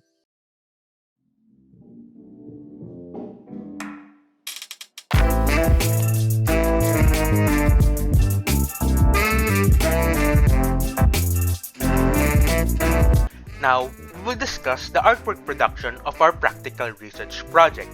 But wait, what is our final artwork for this project? Well, it is a 3D exterior scale model of a modern biophilic Biokubo, which we'll physically create to act as a visual representation of how biophilic design can be incorporated into modern vernacular architecture. Besides the model, we will also create or have created architectural drawings using computer-aided technology, particularly SketchUp, due to us being familiar with the application and it is readily available for us for the time being. These drawings will act as a guide to aid us in creating the model. First, we have the floor plan, which basically shows the top view of the home, allowing us to see the different rooms and measurements of the whole house. We made this floor plan with a scale of 1:100, due to it being the only scale that will allow us to fit the drawing including the dimensions on the paper. With the help of the floor plan, we can also see the different rooms included in the home. The living room, the bathroom, porch, dining and kitchen area, and the 2 bedrooms. Here we have the elevation drawings, which help us clearly visualize what the outside of the house looks like. This also allows us to see the design considerations we made with the help of our survey. The most obvious detail is the use of suggested materials by the participants, mainly a mix of traditional Biokubo materials such as Nepal leaves and weave bamboo, and modern materials such as stone and glass, which allows it to keep the Biokubo's identity while also strengthening the structure. Besides this, we also made the home elevated above the ground, which is one of the designs found in Biokubo. This also provides air circulation throughout the home floor, making it comfortable for the occupants. The last architectural drawing we have for today is the perspective drawing, which gives us a clear picture of what the home really looks like. This drawing is honestly one of the most important ones out of all because with the help of SketchUp, you can go straight into creating the perspective drawing of the home instead of having to do first the different architectural drawings one by one. After we have created the perspective drawing, we can utilize the tool given to us by SketchUp, such as the different camera views. This helps speed up the process of creating the various architectural drawings for the project. So far, we have already started the creation of the base for the scale model of our architectural design. We did this by measuring and cutting see-through boards according to our floor plan's measurements, then glued it together using a glue gun. Because we started the artwork production late because of a difficulty we faced in the data gathering, we opted to only start the base of our scale model for the second term and continue it on the third term. Since a lot of our time was spent on the data gathering, we will focus on the artwork production fully on the third term. Thus, our current skill model is still not final and still may change and will be finalized on term 3.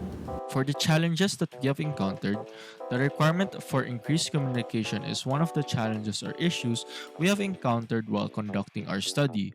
We found it difficult to meet in person to discuss our research project because of our various schedules. Also, as a result, we will require greater communication during our journey. In the early month of our research adventure, we require assistance figuring out the best time to meet with our research advisor owing to our varied schedules. Our inability to manage our time effectively forces us to cram our tasks and research studies, which is another issue. Furthermore, we are having difficulties obtaining respondents for Biokubo makers as part of our data collection. Only 2 of the more than 30 people we tried to contact responded when we contacted them. In light of this, the Biokubo participants on cooperation hampered our work's creation. With these challenges, we have done our utmost to address these problems and have been successful in doing so. Using online communication tools like Zoom, Facebook, or Messenger, we set up group chats to effectively connect with our group members and our research advisor, which has helped us overcome the problem of communication and schedule discrepancies. We overcame the problem of inadequate time management by giving each assignment a specific deadline. This allowed us to complete our tasks while considering other duties from other topics.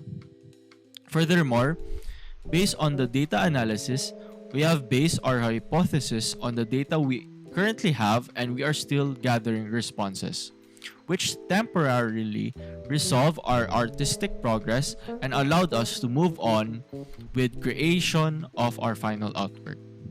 Each member could decide how they would help with the study. The work was split equally among the members and carried out in sections. Here is the timetable or the plan of action that we have made to refer to when creating the artwork next term. You may pause the video to see the full calendar clearly, but in a nutshell, on May 8, 2023, after the break, the third term will begin, which will also mean that we will start the creation of the site development plan until the 14th Sunday. On May 22, we will then start to finalize the base of the scale model, which will last until the 28th. From 29 until June 10, we will add and create the walls, doors, windows, and other accessories of the scale model. This objective will take the most time out of all of the others due to it being time-consuming and difficult to do. We will then start to create the roof of the model after we have added the different accessories beginning from June 12 to 18. Starting from June 26 until July 8, we will create and design the outdoor and exterior of the scale model, such as the bamboo design, grass walls, gardens, and the like. Lastly, on July 10 to 22, we will start to finalize all of the various objectives of our research project, such as the model and the paper itself. That is all for our milestone video. Thank you so much for listening and have a good day.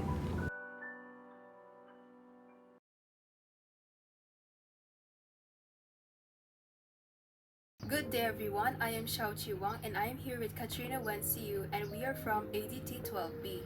Our research title is entitled Our Second Home Improving Classroom Design to Increase the Performance and Well-being Among Pupils in Camangyan Elementary School in Bulacan.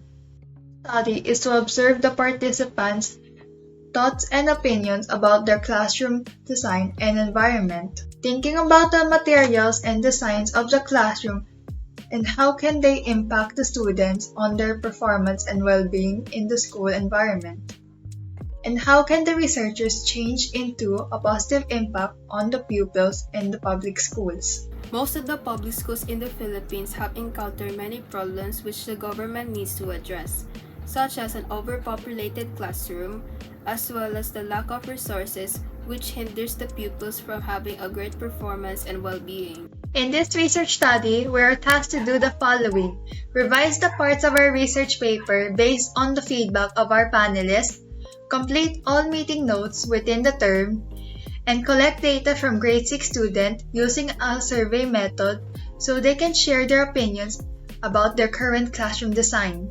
Here are all of the comments and suggestions made by our panelists.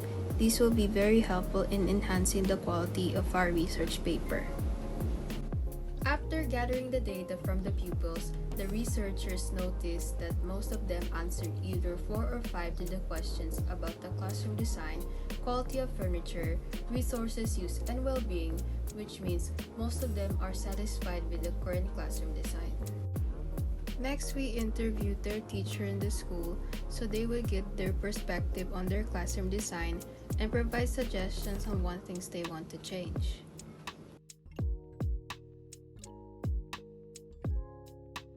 We also interview an interior designer to give tips on how to make an engaging classroom and critique the floor plan that the researchers made. And after interviewing our participants, we transcribe their answers in guiding the researchers' artwork. Then we are putting our focus on completing 50% of our research artwork, such as the floor plan, the elevation drawing in longitudinal and cross-sectional, and a perspective drawing of the design. We will be also creating 10% of the scale model, After finishing the 50% of the artwork, we'll be starting to create the preliminary journal article for the research paper.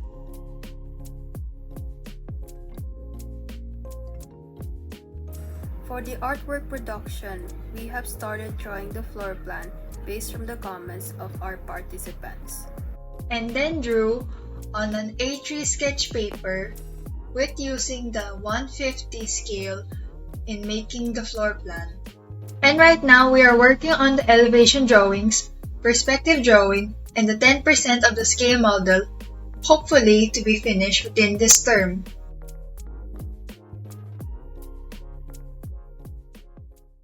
We have faced a handful of challenges when working on our research paper, data gathering, and working on the artwork. However, we have come up with solutions to overcome these challenges. First, rewriting the interviewee questionnaire. We revised them to properly ask the interviewer their opinions on the design classroom layout, their behaviors and actions on certain situations, and their suggestions to improve the classroom design layout. Second, scheduling a proper time to not interfere with the pupils and teachers' schedule for the data gathering. We ask for the appropriate time frame when the pupils can answer our survey and ask the teacher about their schedule so we would know when the teacher is available for the interview.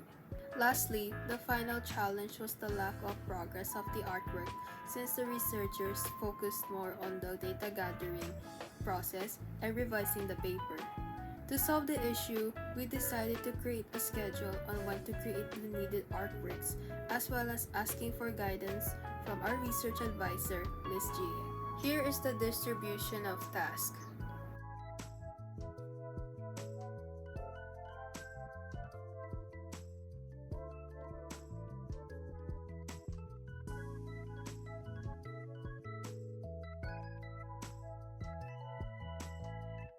Here is the timetable of the specific tasks and dates that were finished and submitted to our research advisor mentor. This also assists us in managing our time frame to avoid any late deadlines. We expect on Term 3 to finish all of the research artwork designs. The timetable illustrates how we spend most of our time in February in accomplishing the survey and interview questions for the gathering of data and revising the research chapter. While early March, we started surveying the students and interviewing the teacher and interior designer. We also started to plan and create the design artwork during the last of March and the start of April. And that is all for today. Thank you for listening to our milestone video presentation.